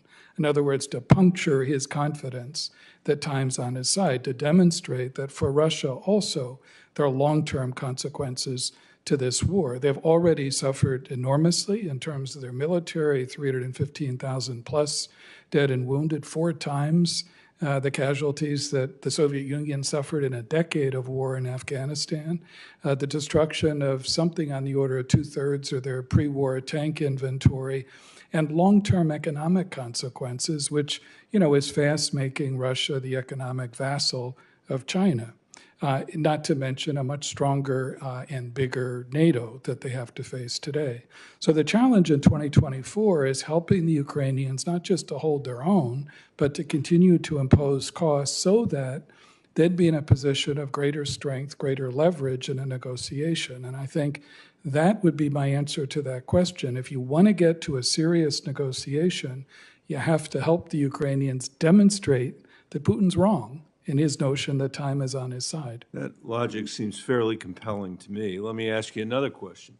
Since you served Republican and Democratic presidents over many decades, you hear people in this building say that the United States of America has to give up on our support for Ukraine an actual conflict with Vladimir Putin, an actual conflict with Russia, because of the fear that we will not be able to afford some plausible, but nevertheless theoretical conflict with China in the future. Do you believe the United States of America cannot handle our commitments with respect to Ukraine and NATO and be able to deter Beijing as well? No, I don't believe that. I think we're entirely capable. I mean, Senator Rubio said this earlier. I think the United States, while we may not have uncontested primacy in the world today, we still have a stronger hand to play than any of our adversaries or rivals. So I believe we're entirely capable of continuing to support Ukraine in a conflict that has consequences well beyond Ukraine and European security. And I think sustaining that support for Ukraine not only doesn't come at the expense of deterring China, it actually helps to deter China, whether it's in Taiwan or the South China Sea or other places. It is our assessment that Xi Jinping was sobered, by what happened, especially in the first year of the war. He didn't expect that Ukraine would resist with the courage and tenacity that the Ukrainians demonstrated. He didn't expect that the United States, whom he believes is a declining power, would step up in the way the president has led, with all of your support, to show solidarity with Ukraine as well. That's had an impact, I believe, far beyond Ukraine or European security, and that's really what's at stake today. And I would say we'd look back, Mr. Chairman, at that $60 billion and say that it was a bargain compared to what we would otherwise spend. Mr. Chairman, my colleagues, I think almost all of them went over a minute and a half. So let me just say in the last 15 seconds that I have, that our threat assessment mentioned— I think the record will stand corrected. You get a couple seconds, but we've been holding here. Director Haines, well, I'll take it for the record, but there is in the document reference to the serious issues that we're confronting in space right now. And had I more time to ask you about that, we'd have a conversation. You'll get a chance in classified. Senator Moran.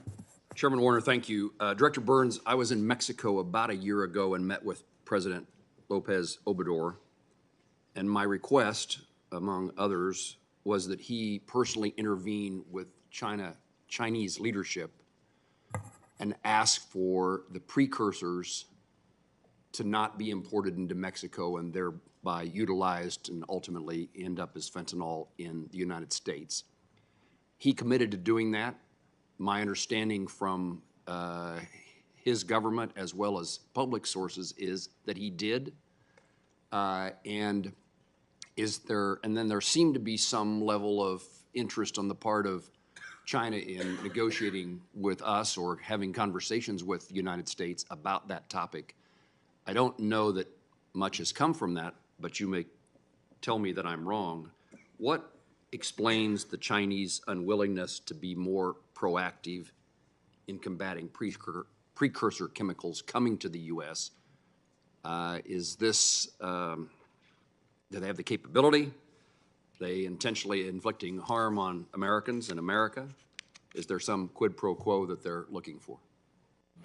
No, I think, Senator, since the president met with President Xi in November in California, there have been some signs of, greater Chinese seriousness about dealing with this problem, effectively enforcing their own law, because that's all that we're asking.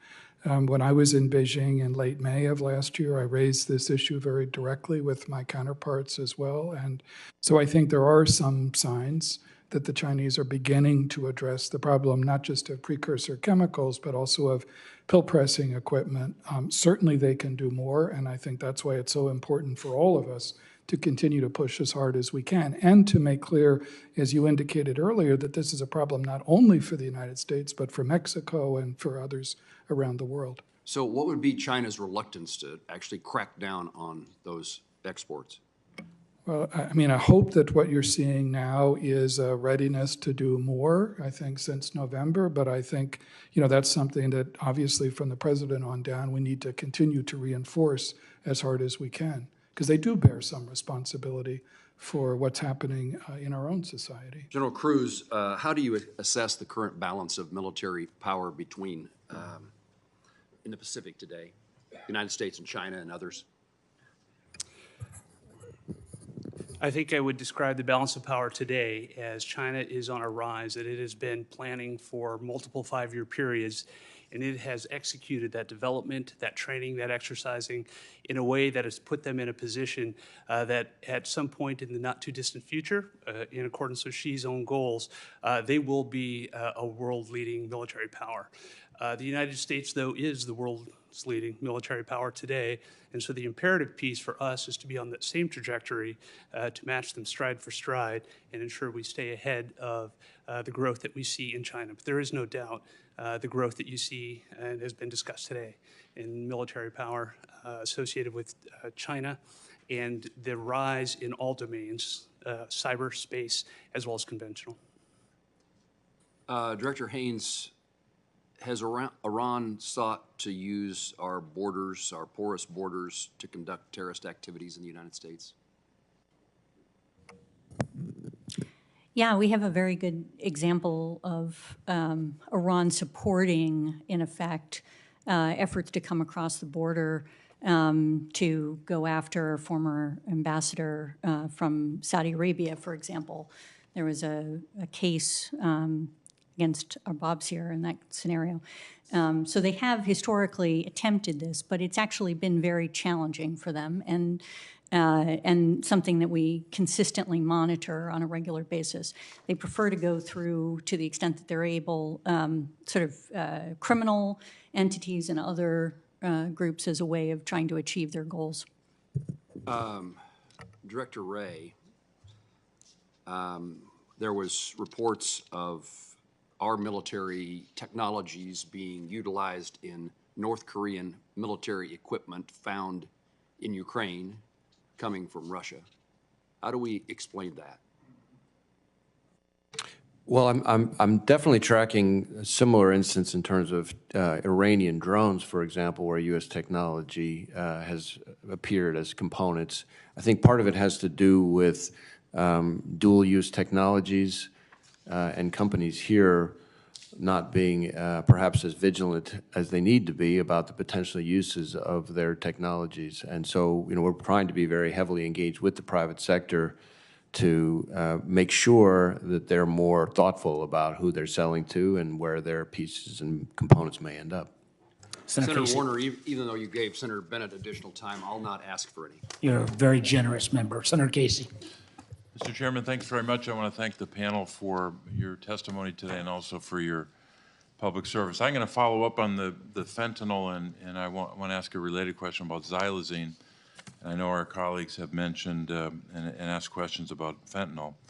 But I'll start with Director Wray to direct your attention to this question about fentanyl. The threat assessment this year on page 36 says that, quote, China remains the primary source for illicit fentanyl precursor chemicals in pill press equipment, unquote, and then it goes on to talk about what the cartels do. It's noteworthy, I think, that the U.S. Sentencing Commission told us that in fiscal year 2022, 88% of fentanyl trafficking offenders were U.S. citizens, 88%. And in fiscal year 21, 86% of fentanyl trafficking offenders were U.S. citizens. But we know how it gets here. We have a pretty good sense of how it gets here. We also know the administration announced that it had made progress, they believe some progress in reestablishing coordination with the Chinese government on countering fentanyl. I'm increasingly concerned as well about xylazine and other non-fentanyl synthetic opioids. Xylazine, as many people know, is a powerful veterinary sedative that is mixed with illicit fentanyl, and unfortunately the city of Philadelphia has become almost ground zero for the proliferation of illicit xylazine. According to DEA, xylazine was detected in nearly half of all fentanyl-related overdoses in Philly. So, Director Wray, I wanted to ask you, is the Chinese government holding up its end of the bargain in cracking down on illicit fentanyl traffickers? Well, I would say the scale of the problem that we're continuing to see suggests to me that there's a whole lot of room for improvement from the Chinese government. Let me just put it that way. You mentioned xylazine. Certainly, xylazine is of concern to us. You're right that the Philadelphia area is a place where we're seeing a certain amount of that. We've got a lot of investigations in the Philadelphia and Newark areas. Of course, one of the problems with xylazine, as you I'm sure know, is it's not responsive to Narcan. Mm-hmm.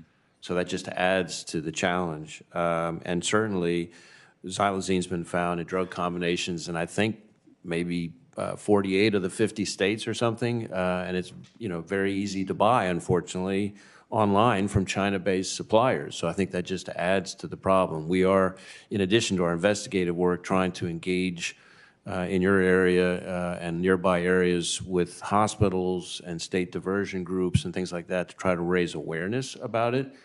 But xylazine is not a controlled substance currently under the U.S. Controlled Substances Act, so that's just an additional kind of aggravating circumstance. And also a related question, to what extent is regulation by China of xylazine and other non-fentanyl synthetic opioids part of U.S. law enforcement's discussions with their Chinese counterparts? Certainly, trying to work with the Chinese on their controlled substances listings is a key part of it. And part of the problem with precursors, of course, is that there's an almost infinite number of variations that people can come up with. So even if when they schedule things, you see new ones, crop up in their stead. And so I think that just adds to the challenge. You ask how serious are they? I would just point to the sheer volume that we're contending with. And I think that tells you all you need to know about how serious the Chinese are so far in helping us address the problem. And Director Haines, I want to ask you about Iranian evasion of sanctions. We know that since the imposition of increased sanctions against Iranian oil in 2018 and 19, Iran has been increasingly successful in finding ways to evade sanctions, and its oil revenues are increasingly rising. I know the administration's focus on blocking Iran's oil exports.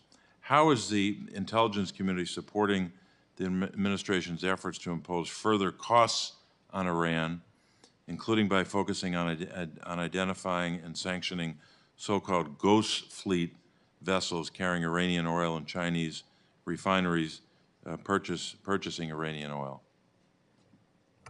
Thank you, Senator. Yeah, I mean, we're very involved is the short answer, but the longer answer, and we actually do periodic reports to Congress that tell you about some of the work that we do in this area where we're identifying where we see sanctions evasion, where we see opportunities for essentially additional targets for sanctions that might be acted on, that are sort of third parties or others who are involved in these transactions so that the Treasury Department and others can, in fact, go after them in that respect. And it's a constant and critical issue. Mr. Chairman. Thank you. Senator Lankford. Thank you. Thanks to all of you. The team that you work around, please pass on our thanks and our gratitude to them. They work very hard. Most folks will never know who they are and not get a chance to be able to say thank you, so please pass that on as well. I do want to continue some of the conversation about the border because while we're dealing with worldwide threats, we're seeing the worldwide threats coming towards us and some obvious vulnerabilities in this. As has been mentioned, talked about in the past, in this fiscal year, 58 people on the terror watch list that have been identified and picked up. There's also a category called special interest aliens. Director Wray, I know you're familiar with that as well. The special interest aliens, many people may not know this definition. I'm just going to read it, what this designation is. It says the special interest alien is a non-U.S. person who, based on analysis of travel patterns, potentially poses a national security risk to the United States or its interests. Often such individuals or groups are employing travel patterns known or evaluated possibly have a nexus to terrorism. Do we have a listing of how many people have crossed our southern border that we have identified in this fiscal year that are special interest aliens? Director Wray, do you know that number? I don't know that number, but we could follow up with you to see if that's something we could provide. It has been one of our challenges to try to identify that. While on the terror watch list, we can get that number and know that it's 58 exactly. When we ask the issue of special interest aliens, we're told often that is law enforcement sensitive. We know the number is in the thousands, but have not been able to get a specific number nor a specific tracking on that. So that'd be helpful to be able to know, because the next question is the obvious one of those individuals that they're coming in, and I'm just going to give you a number if it's in the thousands. Is FBI contacted when these individuals that are coming across our border released into the country? Because the vast majority of the SIAs, we don't have a criminal background information on them. We have a theory, so they're released into the country currently. Is the FBI kept in contact from DHS and others who those individuals are, or what kind of tracking and monitoring is on those individuals? I know that we work closely with DHS, especially CBP, on the issue of special interest aliens, including a whole lot of work on the other side of the border to try to prevent them from coming in the first place. And I know there are instances where we're contacted, but I'm not sure that as I sit here right now, I can tell you that we're contacted in every instance. Okay, that's helpful. Mr. Holmgren, you haven't got a lot of questions today. We need to give you some attention here. Obviously, the State Department is very engaged in this and trying to be able to figure out for the intelligence side of the information sharing. Those individuals that are crossing the border right now, from many of those countries, we don't have any criminal information on these individuals. Do you know just offhand how many countries that are coming into the United States when they're crossing our southern border, we have criminal background information? Let me give you, for instance, Venezuela. We were talking about Venezuelan gangs earlier and those individuals that are crossing into the country, many of them being paroled into the country. Is Venezuela freely sharing their criminal records with us? Do we know if these individuals have a criminal record? Thank you, Senator. I don't know exactly if Venezuela is sharing specific information with us. What I can say, though, about Venezuela, obviously, is that we've seen over 7 million Venezuelans emigrate from the country since 2017, a significant portion of whom obviously have emigrated to the United States illegally. But when we do get relevant information from our counterparts at DHS and FBI, our analysts use that to help inform their judgments. It's one of the challenges that we have as well for individuals. For instance, currently Nicaragua is not taking people back on that, and we're all dependent on State Department to impose some sort of consequences on Nicaragua to say you're a recalcitrant country, you're not taking people back on that. Do you happen to know any of the conversation right now between Nicaragua and the United States on trying to deal with recalcitrants? Because we do have a tracking of some that have criminal records that are coming towards us, and to consider that a threat. Senator, I don't have specifics on the details of engagement with Nicaragua. Happy to follow up with you offline. That'd be great. Thank you very much for that. Director, let me come back to you and talk a little bit about CFATS. This is an acronym most people don't know, the Chemical Facility Anti-Terrorism Standards. We've had that since 2007. It expired in July of last year and has not been reauthorized yet. One of the aspects of that is for a chemical facility, refinery, whatever it may be, they have the ability to be able to check against the terror watch list using this authority on that. With that expiration, there's about 9,000 people a month that used to be checked on that, just in the hiring and the process of all over the country. We have about 63,000 people we're estimating that have not been checked. My question for you is, do we have any idea how many people show up as a hit on the terror watch list from the hiring in the past? That when we do that check on it, which now is not occurring because we've not reauthorized this, how many folks do ping on that terror watch list? I'm not sure I can give you a number sitting here right now, but I will tell you I share your concern about the lapse in the authorities. And one of the challenges of this particular space is, of course, it doesn't take many for it to be a real problem. And we rely on that authority, or we historically have, to protect. Right. Could you say that number is not zero as far as how many people have pinged on the terror watch list when that has been run in the past? Correct. Yeah. Thank you. I think you've given a number of the witnesses homework assignments there. Senator Gillibrand.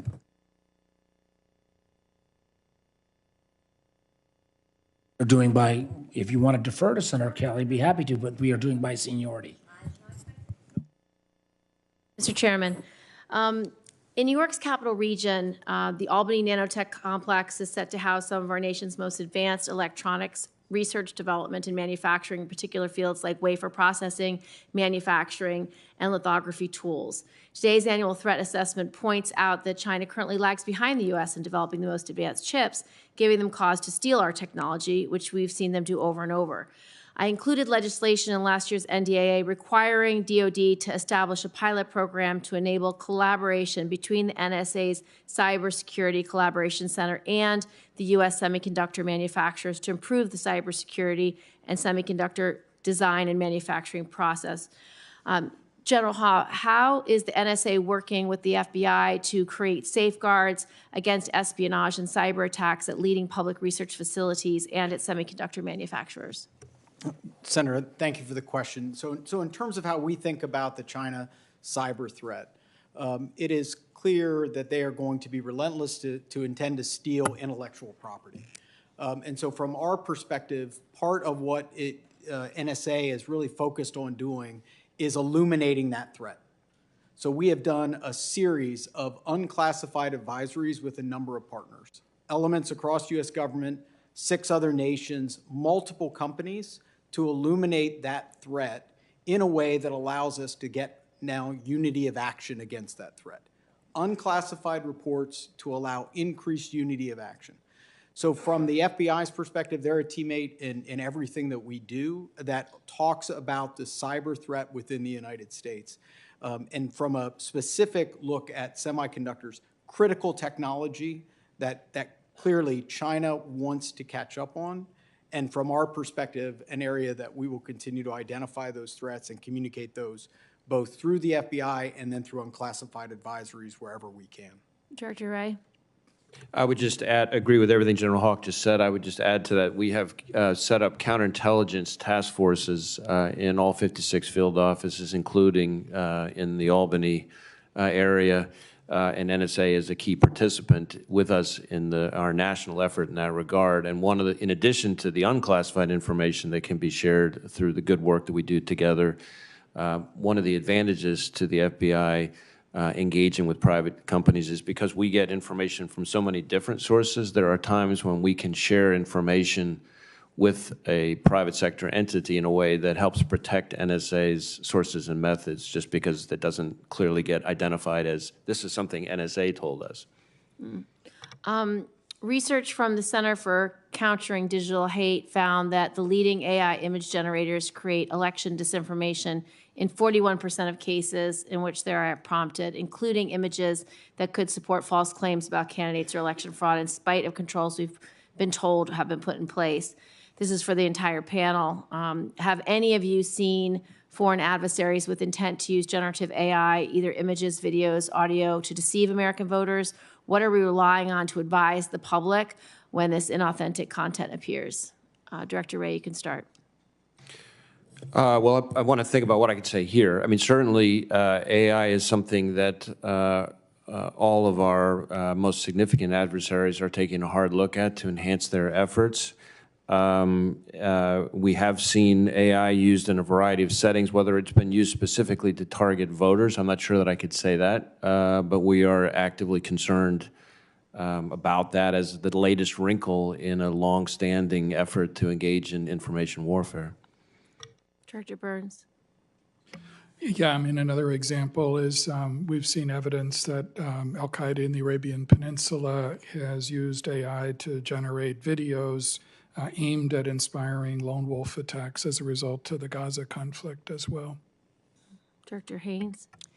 Yeah, I think another example is Russia deploying AI tools in the context of their influence efforts in Ukraine. And there we've seen, for example, I think it was in March 2022, there was a deep fake of the Ukrainian president, Zelensky, asking Ukrainians to lay down their arms, and ultimately had to be actually countered by President Zelensky in order to address it. Did we give them the information or capability to do that quickly? The Ukrainians? Yes, we worked with them on that. General Haugh. So in terms of how we're thinking about AI security, NSA established an AI security center. Part of that is to be able to generate and communicate to anyone that is building a model in the United States from an AI perspective, what are those threats? And what are the security mechanisms to ensure that to avoid misuse of those models?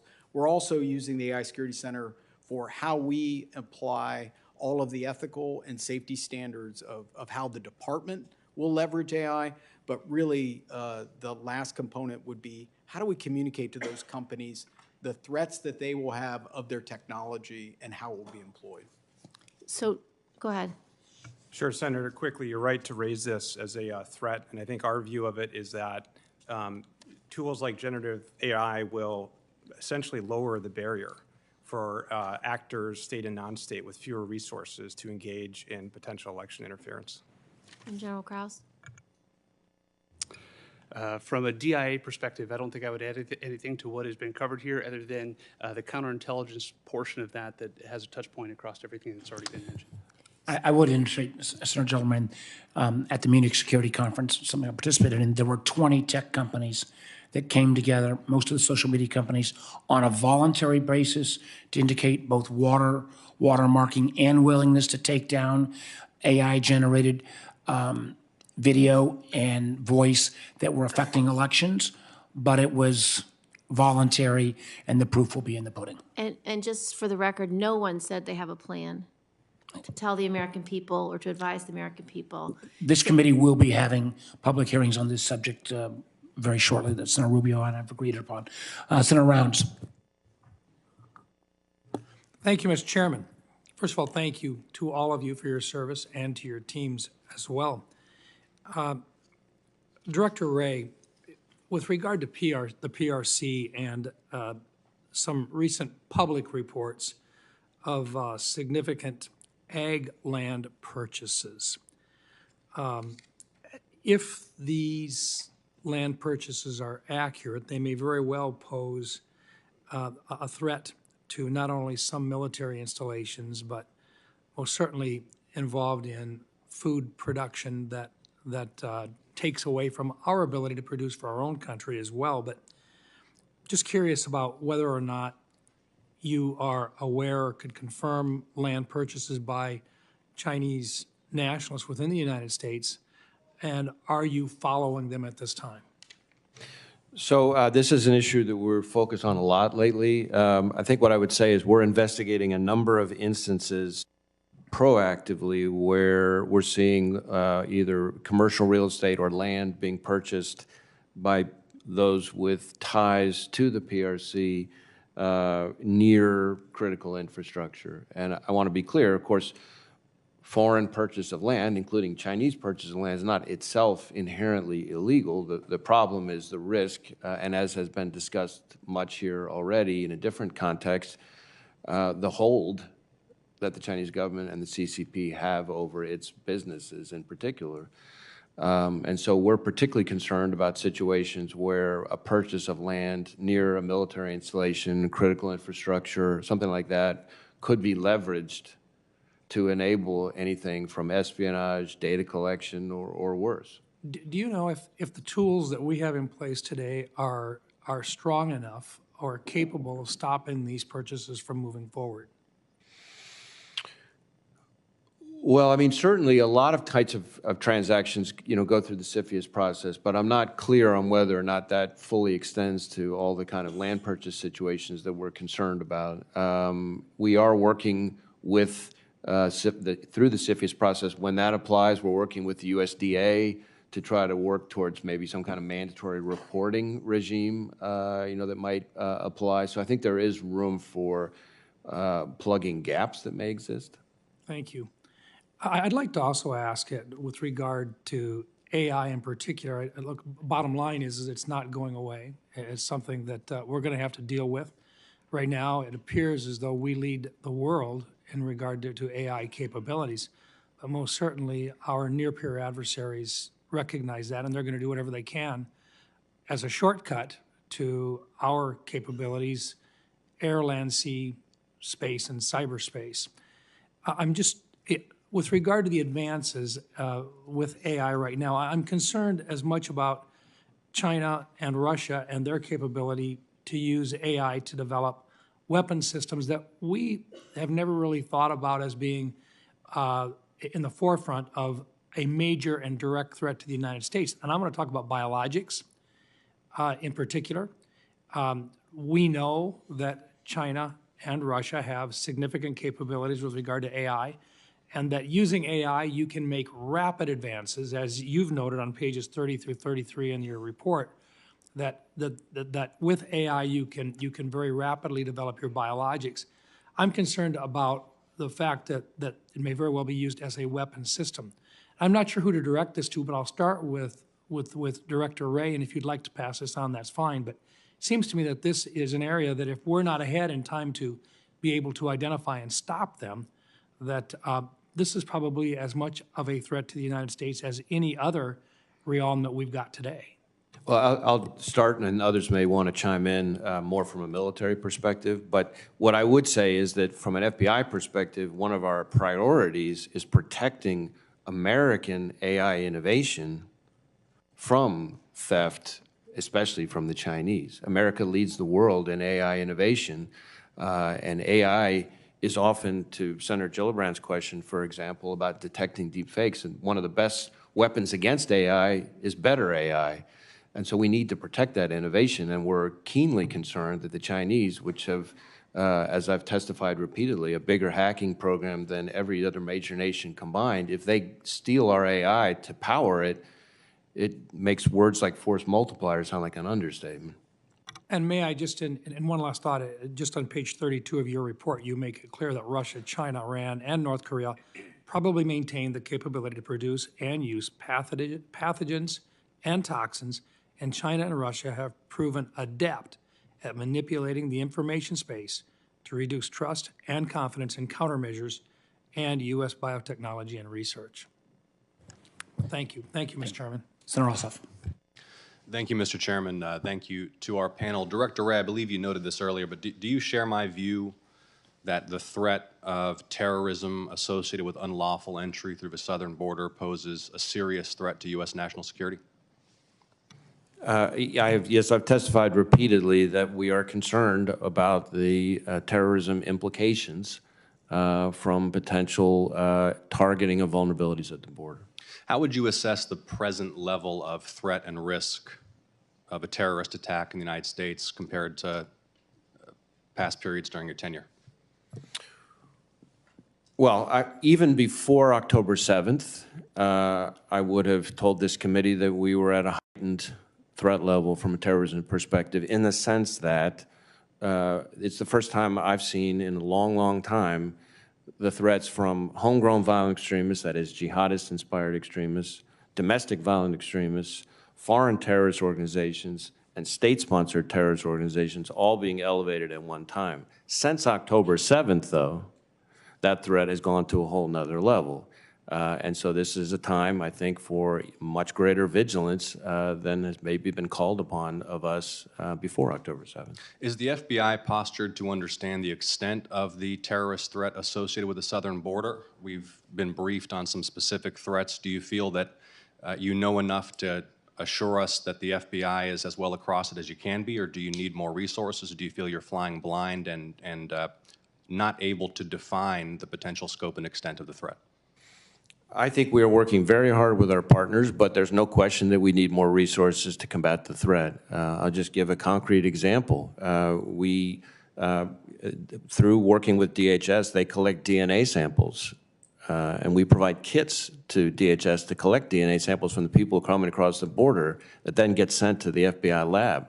That's part of why we asked for a significant enhancement, because of the sheer increase in people coming across means a sheer increase in the number of samples that need to be collected. That's what helps us identify those people if they're then committing crimes somewhere in the United States, or, as happens all too often, unfortunately, they go back across the border and try to illegally re-enter again. So we need to be able to process those samples quickly. There's a backlog.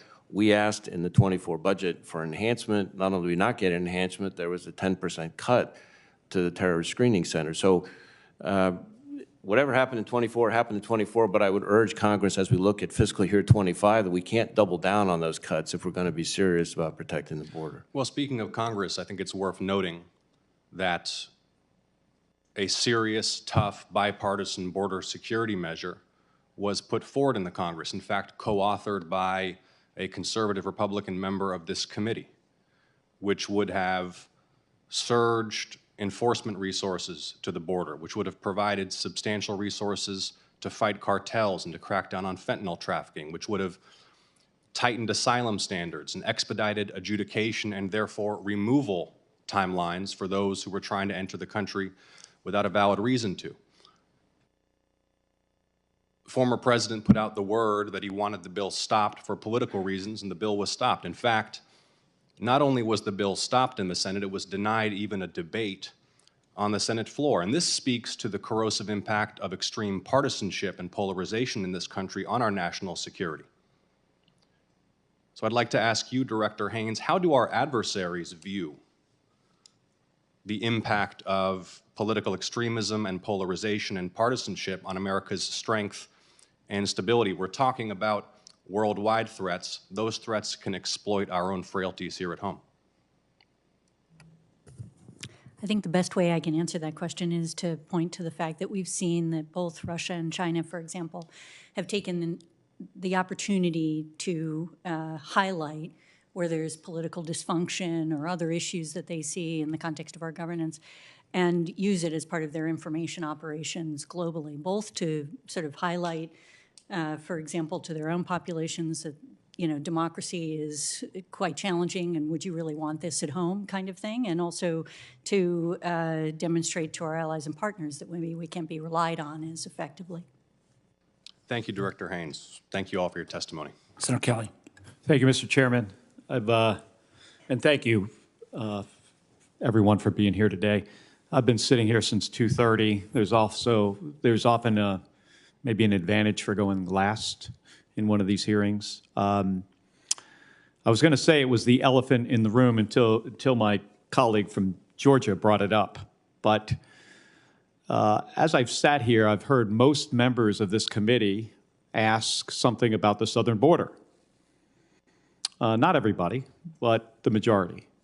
I spent a lot of time on the border, perhaps more time than maybe anybody on this committee, maybe with the exception of Senator Cornyn, who I've traveled to the border with.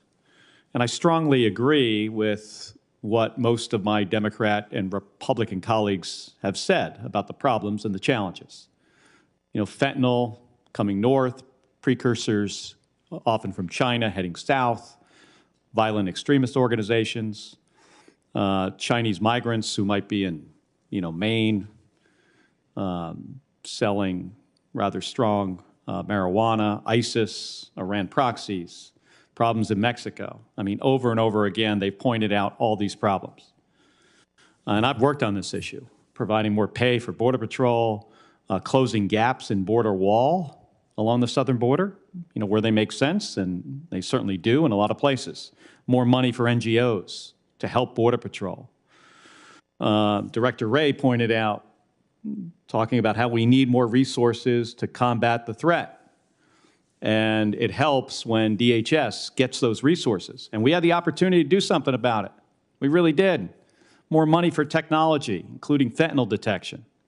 More Border Patrol agents, more asylum officers, more authorities to rapidly expel individuals. A change in the credible fear standard. More money for detention facilities. More visas to reunite families. And all this legislation was endorsed by the Border Patrol Union. And it had strong bipartisan support. Until it didn't.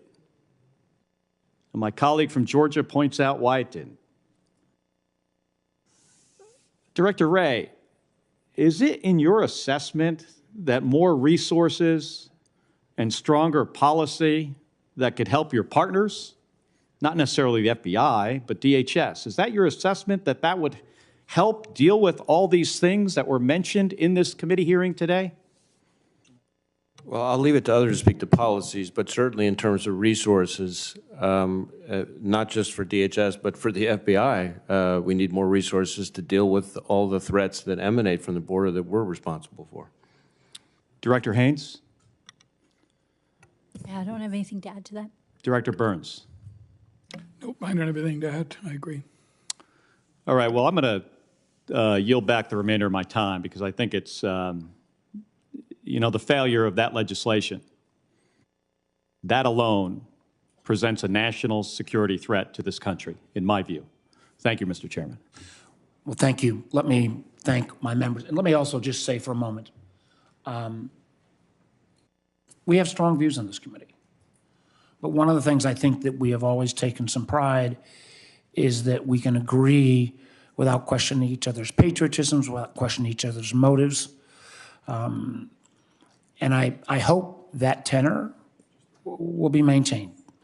Members on this side feel very strong. I felt very strongly on the border bill. Members on the other side raise legitimate questions about the border as well. I do hope, particularly as we deal with our intelligence professionals, the one thing we've tried to have this committee always do, and I frankly, I learned from people like Richard Burr and Dianne Feinstein and Zachary Chambliss, is that that disagreement, at least in terms of the Intelligence Committee, should not go in terms of ad hominem attacks. I don't think I heard that. I heard huge policy differences. We ought to have those. But the one thing I hope and pray is that we maintain this notion, because the intelligence professionals who never get the recognition they need look to this committee to be, I hope, an island of sanity in an otherwise sometimes challenging political environment. That doesn't take away anybody's views, doesn't take away anybody's right to have those views, but I have enormous respect for every member of this committee, regardless of which side of the aisle they sit on, and we're going to go at it time and again, but I hope we owe our intelligence professionals that that kind of notion that just because we're on different political sides of the aisle, that neither political party has a monopoly on truth or patriotism, and we can have differences of opinion without questioning each other's truth or patriotism. And with Mr. that, Chairman, I'd like to claim my time, please.